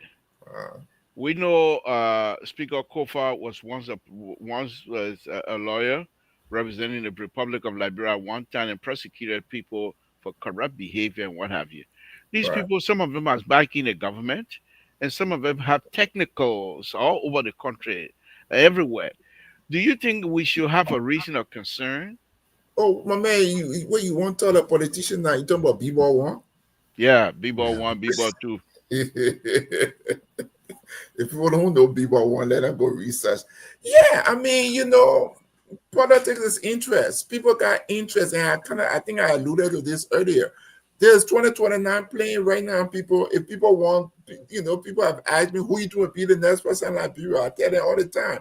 We're 5 years away. So here's the thing: the thing is unfolding our eyes. People need to be mindful of it. The thing was there were political noise out there that Kofa had intention of running for the presidency in 2029. The man was asked a question. He said, "George, we are running. He's not running. He support his stand up his political leader, right?" And so people still believe that because Kofa is a popular figure and his popularity is growing. Oh no, this man wants to be president. Look at the thing he's doing. So let's go after him. If you know the man, you met the man personally, he's very unconfrontational. I think everybody said that. His style is very different. So some people will be intimidated by him, and I can understand that. But at the end of the day, you still have to bring your evidence. You still have to make your case. You still have to go to a jury. You still have to go to a judge if they decide to have the judge be the decider here. So we'll wait and see. We'll see, and we will have here on this show. We'll have the opportunity to do our analysis. I'll just urge our viewer to share the link. Go. We're on two platforms. We're on YouTube. We're on Facebook. Share the link with your friends. It will give you a better alternative than the government run propaganda out there. We know who they are. We're not going to call their name here. And we're here for you guys. We'll give you a better alternative. Am I right, Terry? I think you are. So let me My thank uncles. you. No, you're right on course. Tenfold. They say I should say tenfold. Now tenfold. Let me come to you, Terry, uh, and then I'll open the line with the advent of social media being so prevalent, being so all over the place. You think the court system in Liberia are they going to now face with the fact that they have to be transparent or people would be transparent for them? You think that's perhaps might be the attitude for the court system in Liberia? Because there's nothing you're going to do in Liberia nowadays that will be hidden that people will not know about within the next 2 3 days. Exactly. The media will chew you up. You saw the pressure the media put on the chief justice that she had to come and made the Hmm. case stronger than before. So reinforce it. So right now, this is a high profile case, and no judge that preside over this case will want to play with it because he knows that the case is political. I want to agree partly with Mr. Azango that this case is political, but in a different light. Because he tried to say that, because Honorable Kofa want to be that big man, so people go after him. But I don't think that is what it is. I think that Honorable Kofa is a genuine guy, but I think in my mind, and this is where we're going to break the camel's back, is that he was used because there were other people who had political agenda to Wait a destroy him. minute. Wait a minute. Man, You come and be that That, CDC that's after why now. my You come man, that's and why I be say that we're being gonna break the you vaccinated, come camel's and be being that CDC after. vaccinated, man, Why you was say so people cute. who using? But wait now. Yeah, Oh yeah, they see you see that why you want for the people to come for me. So now I will not even prepare for them. I'm not but prepared who for them. call you? Yeah, and you for you say yeah. Right. I'm You a man. see, The people say I'm a bee now, so you get ready for the fire. You get ready for seriously, fire. because you You see, keep playing. Honorable Kofa, Uh, he still has, he's still all this thing happening. He's gaining political momentum. It's gaining for him political dividend because Liberians are sympathetic people. They're gonna ride Honorable Kofa can ride on the sympathy to get far Caller, off. just hold on. Terry Land will come to you. Go ahead. So the whole entire case is political. But to say that Honorable Kofa, from my view personally, mhm. was totally involved in what is going on, I doubt it. Like I said before on the same platform, that Honorable Kofa need to resign because I believe that there are some political pundits that want to use him. Okay. So what the government, I think the government is playing on is that, like what Mr. Ajango said, look what happened to Edwin Snow. The moment Edwin Snow said he want to be president, then he made that statement on the government. The government framed something on him that he never did. So it is possible that politics will kick in Okay. because the man have already been speculated that he have a political ambition for 2029, where you already got a sitting president and a sitting vice president who want to be president. So the whole thing so politics is involved, Okay. 100%. Politics, Thank you. everything in Liberia, Thank man. you. All right, guys. Let me take this caller. Caller, what's your name? Where you're calling from? What's on your mind? Good evening, good evening, Samson. This is Mr. Phillips, Elkanah Al Phillips. I live in Houston, Texas, Okay. and I've been following the show, talking about the passports and talking. Now you guys have moved into the issue of this case. I did want to express my couple of points here on a couple of different things you guys have been talking about tonight. One on the passport, as Robert so eloquently spoke about, the Liberian passports are biometric. It meets all of the specifications for biometrics globally. The Liberian passports are integrated into all of the different passport systems for biometric integration, detection, and everything else. There are no more Liberian passports. There are no more Ghanaian passports. There are no more Nigerian passports. West Africa has only one passport, which is an ECOWAS passport Right. that declares your country of citizenship. So everyone who has an ECOWAS passport, when you open it up, is a biometric passport that is fully integrated within the ECOWAS subregion. And then also, it is also integrated and it meets all of the global biometric specifications. The next thing on the passport is, like Robert also said, the challenge with the Liberian passport has been the diplomatic passport. Since the civil conflict, our diplomatic passports have been sold to all sorts of unsavory characters, and they've used the diplomatic immunity and benefits of those passports to do all sorts of things. And Liberia got a very, very bad reputation when it comes with Interpol and other global security institutions. So, as you may or may not know, diplomatic passports are only signed and issued by the office of the president. So, when you have diplomatic passports being used by people and they carry your country's name, it can only lead to one thing, saying that the president of that country who signed and issued that passport had direct knowledge and bears ultimate responsibility. So no country will want to expose themselves to such a risk. The next point, I completely disagree. Forgive me, I'm in the airport here. I disagree with what Mr. Terry was saying that Liberia has nothing to offer.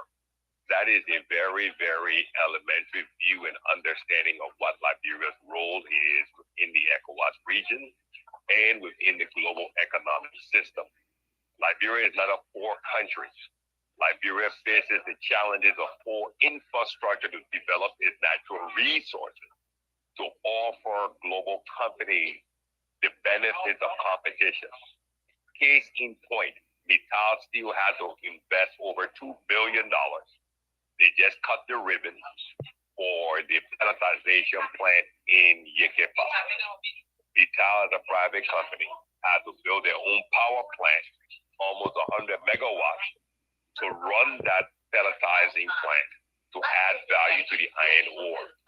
If Liberia was not important from the natural resource standpoint, the CEO of Mittal would have not come to Liberia and they would have not made that investment. So, and when it comes to Firestone, you cannot talk anything about Firestone because I was born and raised in Firestone. Firestone, as a company, is a private company. It's an American company. It creates American jobs here in the U.S. and it accounts for a large number of the American industrialization process in this country. You cannot blame Firestone if we as a country and as a people were short-sighted in our ability to build upon the rubber sector of our country. We never invested in the infrastructure. We never grew to the understanding of how important the rubber sector is, not only for Liberia jobs, but also to meet the global demand for processed rubber. Thank you. Okay. Right? Yeah. Okay. So thank you very much. Okay. Well, thank you for following. We hope that you guys will continue to watch it. But I have a question for you. Go right ahead. They kind of beep boy. You speaking? You got long form birth certificate or what kind of beep English? You from Firestone? You talking like that? You ain't talking no go English. You talking all the beep boy, my man. Well, we have to be professional. We have to be professional. We have to be global. You're on a global platform. Okay, so, thank you. That's correct. Thank you. Appreciate it, sir. Thank you. Thank you, Mr. Phillips. Thank you. Thank you, Mr. Phillips. Thank you very much. Okay. Let me welcome Sissy Goya. Sissy, thank you for joining us. I thought I saw Mose earlier, but I don't see Mose anymore. Okay. So we're gonna make it very short here now and get out of here. So I think at this time, I'm hopefully a caller gonna be coming in here and try to whenever the caller comes, whoever is on the floor, I will have to stop you there and pick the call up. So, Sissy, let's hear from you. Just coming. What's on your mind, sir? Well, Okay, it's nice. hold on, Sissy. Hold on. Jesus. Here we go. Caller, what's your name? Where you calling from? What's on your mind? Well, thank you, Deliverer. This is Wilton calling from Connecticut. I know the topic you had on, is a very interesting topic, but I wanted to ask you a question concerning the former President Barry, the late President Doe, Samuel Kyan Doe. Do they have any of his remains to bury, or what they're going to do, a memorial? Because we had a show the last time and they were talking about burying the former president. I'm like, there's no remains. So are they doing a memorial? I don't know. I have not followed it. So the best person that perhaps will be able to help us all will be Prince Dubber, who has been able to carry a lot of show about that. And Prince Dubber is Kentucky. I can send you his number sometime after the show, but I really don't know because I have not been following. Oh, okay. Thank you so much. Thank you. Okay. All right. Okay. Let's say what's on your mind before we start closing up here. Go ahead. Yeah, so it's nice to see all of you. Sorry, I ran home late, but I've heard some topics that have been of interest to me, but I have a few. One of them is the travel restriction, and I heard people talking about the compromised Liberia. Oh, say. Go ahead. Hold on 1 minute, sir. I hope you cutting me off for another sedition. Because you cut me off for we don't get on. I just talk trash and now another one coming. They are talking. Yeah, I'm talking. No, the one that sedition, the rescue five. Rescue file. Let's hear. No, I better not call you rescue because when you make some good point, people say, "Oh yeah, that rescue that one." Go ahead. Let's hear from you. Mr. Thor, how you doing? Thank you, David. Thank you for joining us. Thank you for the show, and thank also Mr. Zango and Terry for the show tonight. The key issue that you people been talking about concerning the Liberian, how Liberia be treated in the issue, to me, America is doing what they can do for their country. We have all the resources over there from the time Liberia got independent to this time. Our government are not being doing well again to improve the state of our country. These are some of the things that we are going through. Besides that, I can remember during CDC time, the vice president daughter diplomatic passport got missing. And when the diplomatic passport got missing, was found with a fellow who the vice president was friendly with. Because Bashir, president in Nigeria, America here. He was a cartel that do people here in America. So these things have been all over the country. In the present government, I have not seen or I have not heard anything concerning the diplomatic passport that the passport have been leaked out and getting in the hands of criminals. Because the former NSF board is the head of the passport department president in the rescue government. So their key measures have been put in place concerning the passport. But if our country will be denied in a kind of manner, to me, we need to do better. Look at our neighboring country over in the same region, Senegal. Senegal visitor visa in America is 10 years. Because here we go.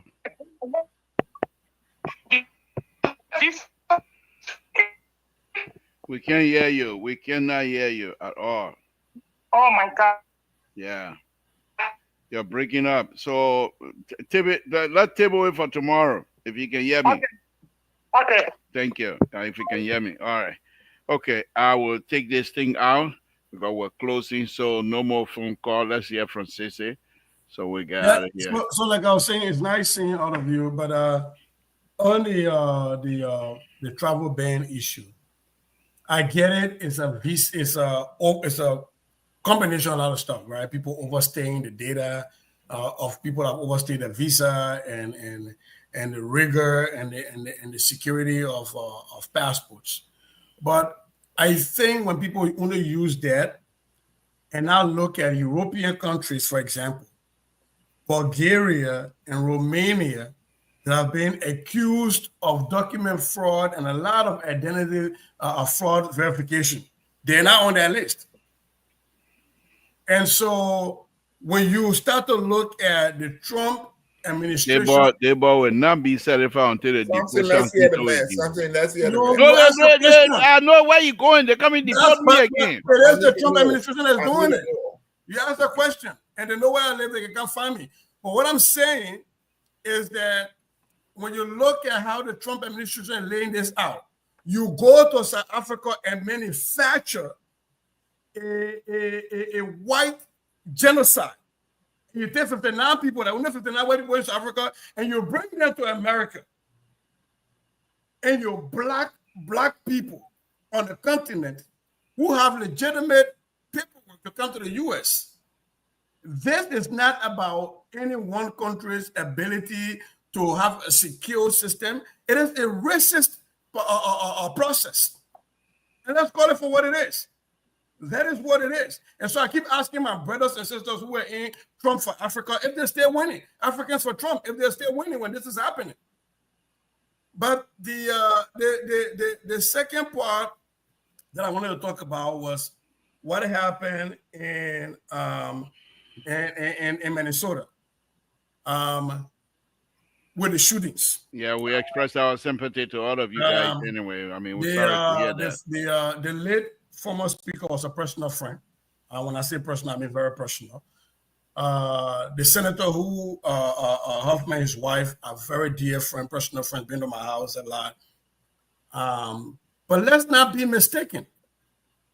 People recognize that if they can frighten us, if they can take away our leaders, those people who have stood shoulder to shoulder with us, these are people that have been in the fight for rights for immigrants in the state. If you can take them away, then you make the immigrant population to be afraid. But although I'm concerned about that, here is where my concern comes in this. There is no serious politician in Liberia that has not gotten money from somebody in Minnesota. There is no serious political party in Liberia that have not sent their political leaders here or their senators here, and we have not taken them to the state capital, introduce them to lawmakers. And there's no one serious political person in Liberia that has not come to this state and enjoyed the benefits of a secure democracy. Yet, all of them have been silent. None of them have put up a statement that their citizens are in the state, that we had to go through a shelter in place, the trauma of that. None of them have recognized that there are Liberians in this state that went through trauma because of this targeted shooting. For a day, people in Brooklyn Park and Brooklyn Center were told to shelter in place. If you have lived through the Liberian Civil War, you know how much trauma that is. Yet, our only importance to the Republic of Liberia, to the political people, is through the money we get. None of them have come up with one statement. But I tell you, the president have issued a statement. I am talking not about the government alone. I'm talking about the Ellis Comey. I'm talking about the cash money cons with Musa Atan Pelete. I'm talking about the rest of them. But Samson, can I come in here? Hold on, let him land. Okay. Here's the funny Bible. The cash money boy, Musa Belete, and his cash money cons were supposed to have an event here in Brooklyn Center. They are yet to release a statement recognizing the trauma. I'm speaking to you because I'm hurt, and that's what I'm telling you. I can tell. I mean, say. We've raised money in the state. Let me hold you. Let me hold you. Political party in Liberia. Let me hold you. Let me hold you. Let me hold you right there. I know these things. I mean, those of you, especially the like of you, who are being into Minnesota politics at a very young age. So I'm very aware that you are connected, and most of these people that even the lady herself, you're connected with them. I know that because that's what you do, go around and connect with these people. So I first of all express our deepest sympathy to you and all of the Liberians over there. But I think one of the things that I hope in your hurt is coming through here. This is not a usual say on fire trying to pull same poor Gary. This is a serious matter here, and I think because when most of these politicians comes to Minnesota, people like you are at the forefront, taking them around.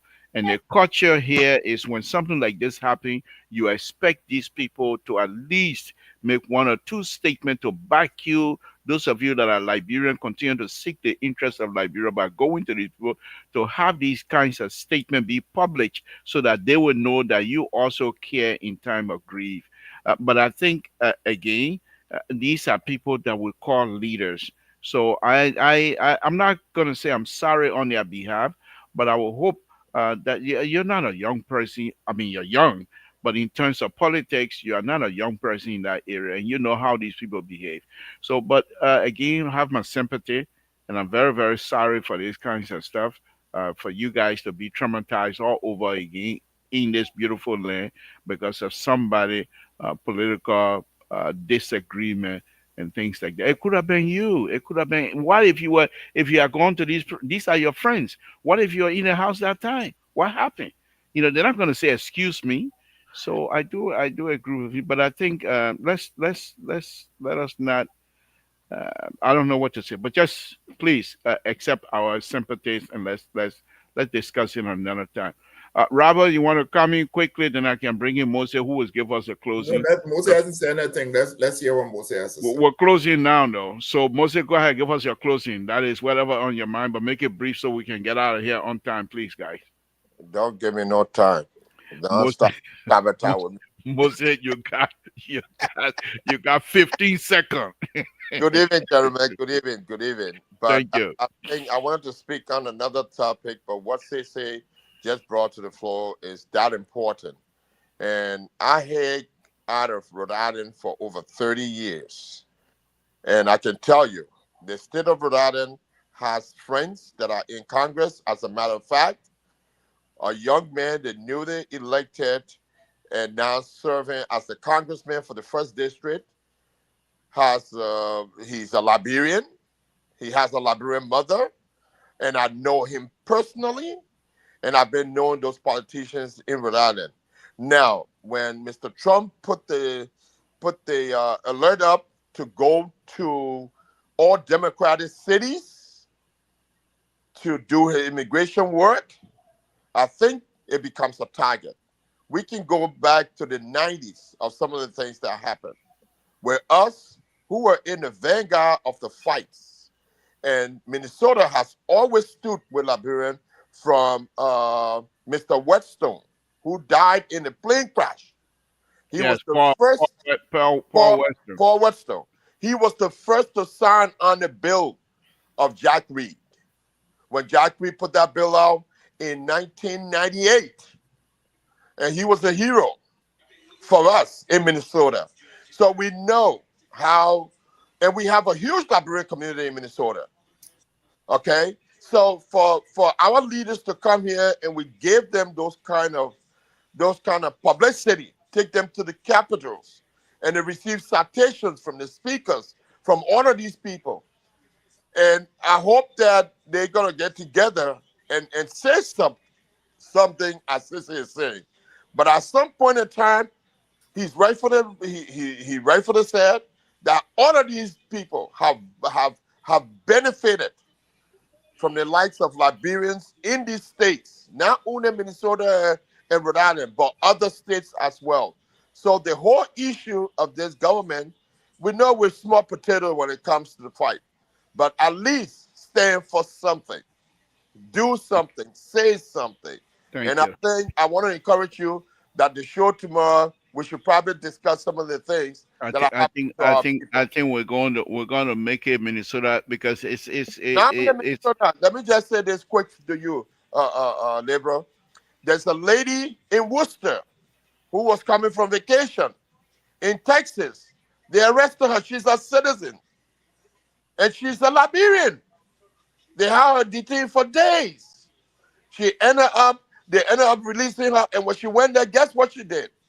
She was in a place where well over 15 to 20 other Spanish people who couldn't speak a word of English. She became the interpreter for them.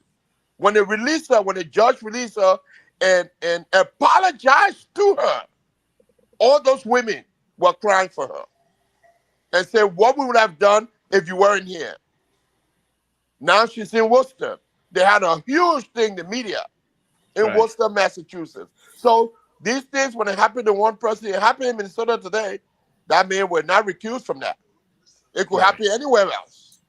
And Thank they're you. targeting our representatives and our senators that are dear to us and know that we are their constituents.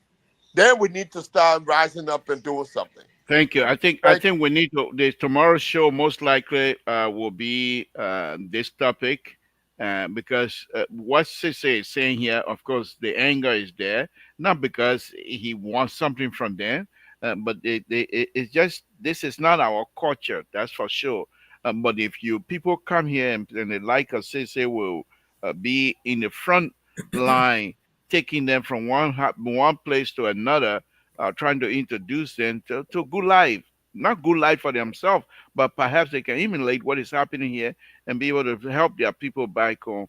And when these kinds of tragedy happen, you first of all, as a Liberian politician, we have yet to hear from Coca, and I believe they said Coca met this person here, and we are yet to hear, They from, were you they know, were they were here 2 weeks ago. They were here yeah, 2 weeks for and Unico. you're supposed to immediately jump on these things. But these are some of the reasons that we talk about here. Say that most of our Liberian politicians they are unable to understand the power you. of Exactly. communication, the power of of being ahead of something. But anyway, we'll make that tomorrow our show. Let's go to Terry. Terry, what will be your closing? And then Victor can take us home. Yeah, thank you for the show. And I agree that yeah, those people were assassinated, but the guy who did the killing has been arrested, from what I heard, He turned and all of himself. that. They Yeah, let he turned himself in. himself in. Right, Yeah. right. Okay. That's good, but he's arrested. He's in police custody. And I'm hoping for these politicians, like the other time I saw Sisi, right? I saw Sisi were with Amara Kone. I don't know if he has spoken to it.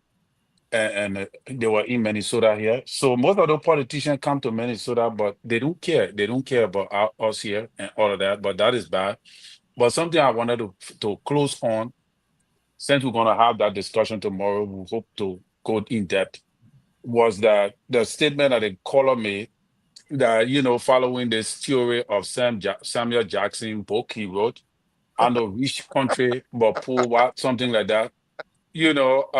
Listen, you, the other day, somebody had on Spoon Talk, they show a school.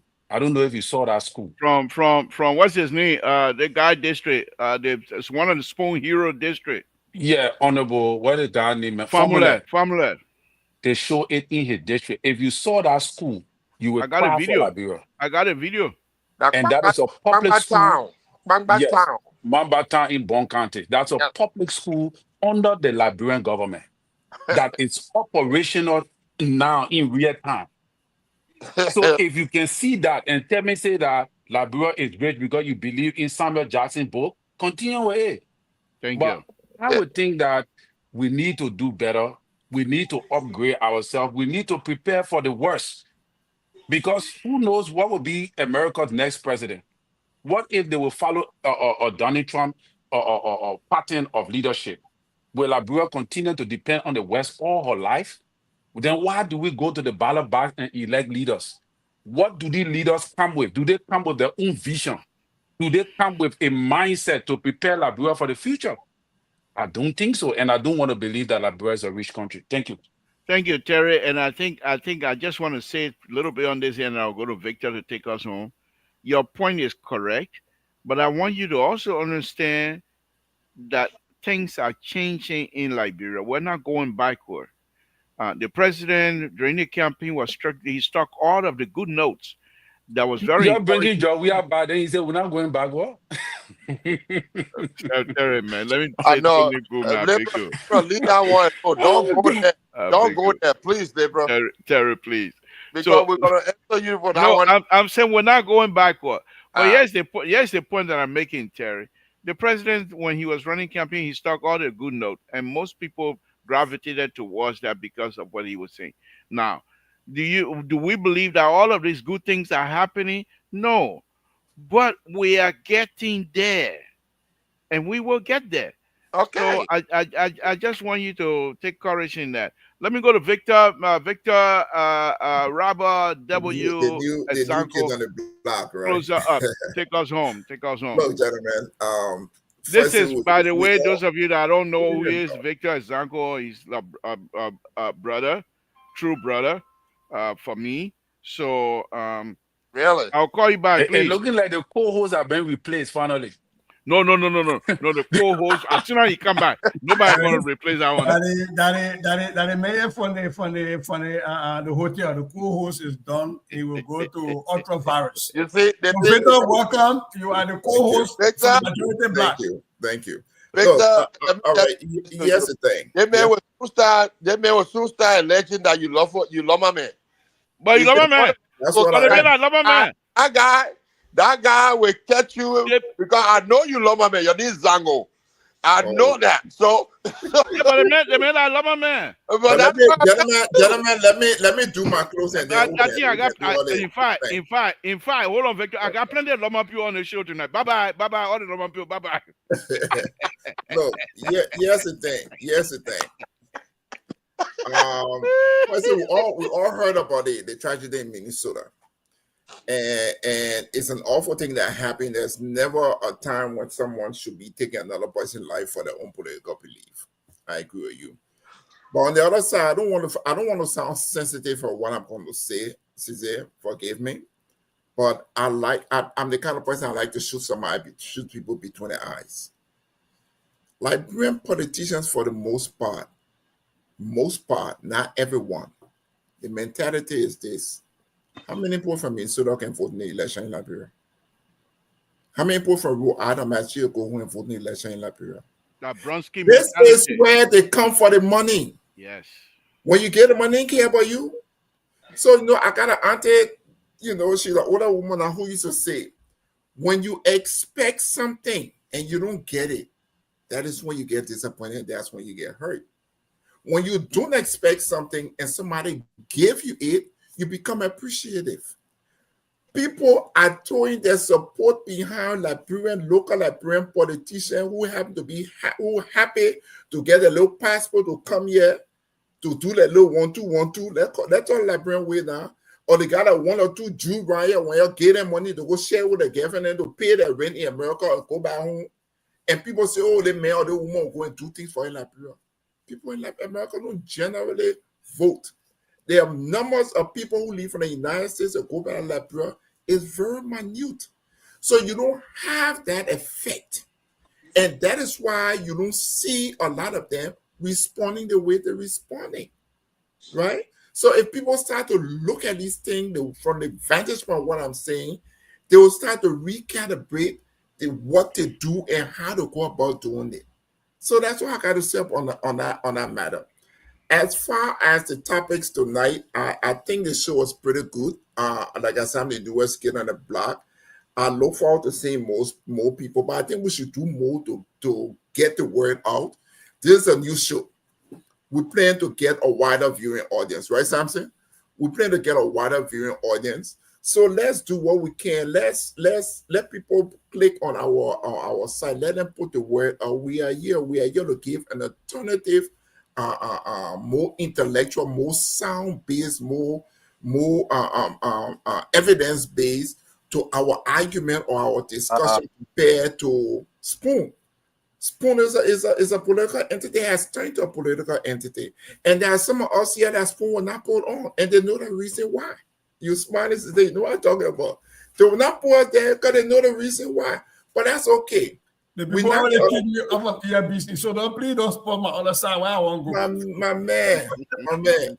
So what it is what it is. But people need to come here. People need to hear the show. We got a lot to say, particularly about the ongoing case. I think I've shown a little bit tonight. We all have our people on the ground, lawyers on both sides, all sides who are talking to us.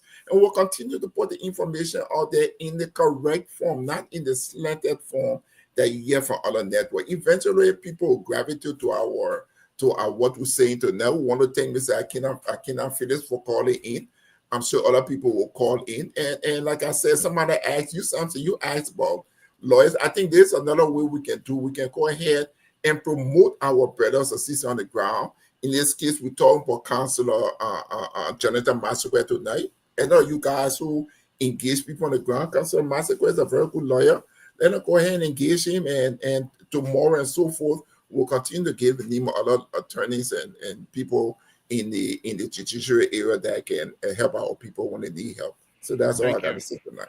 Thank you, guys. Thank But you you think very your man much. have a strong lawyer for his case? The guy who went there to defend him? Who, Kofa? Yeah. You think that guy is strong enough? Not just my man, he our man. So don't put that, no, just me. But I can have to be knowing for more than 40 years. So you own that man by yourself. Don't share it. Oh, man, by yourself. No problem. But I think his case is grounded. Thank you. Let me say this on a very serious note.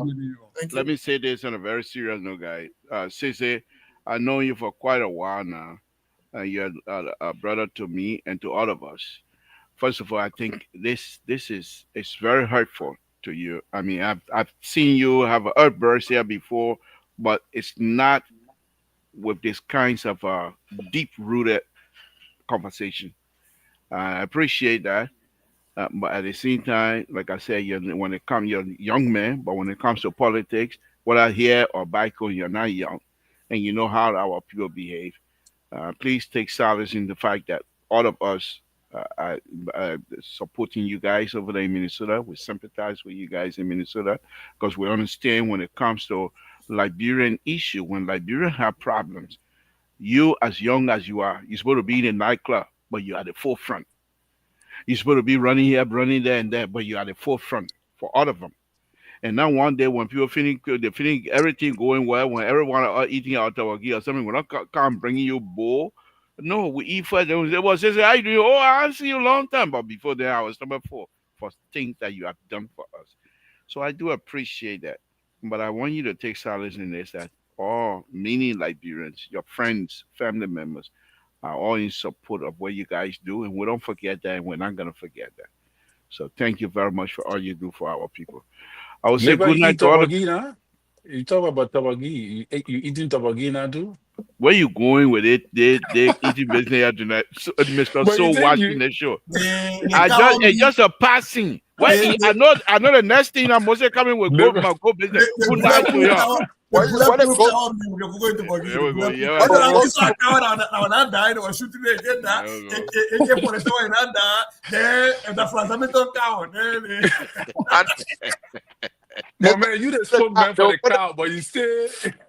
No. The Libra eating cow now. You ain't eating goat again. There we Oh, go. now go again. Yeah, we go. Cow now. When I want to go.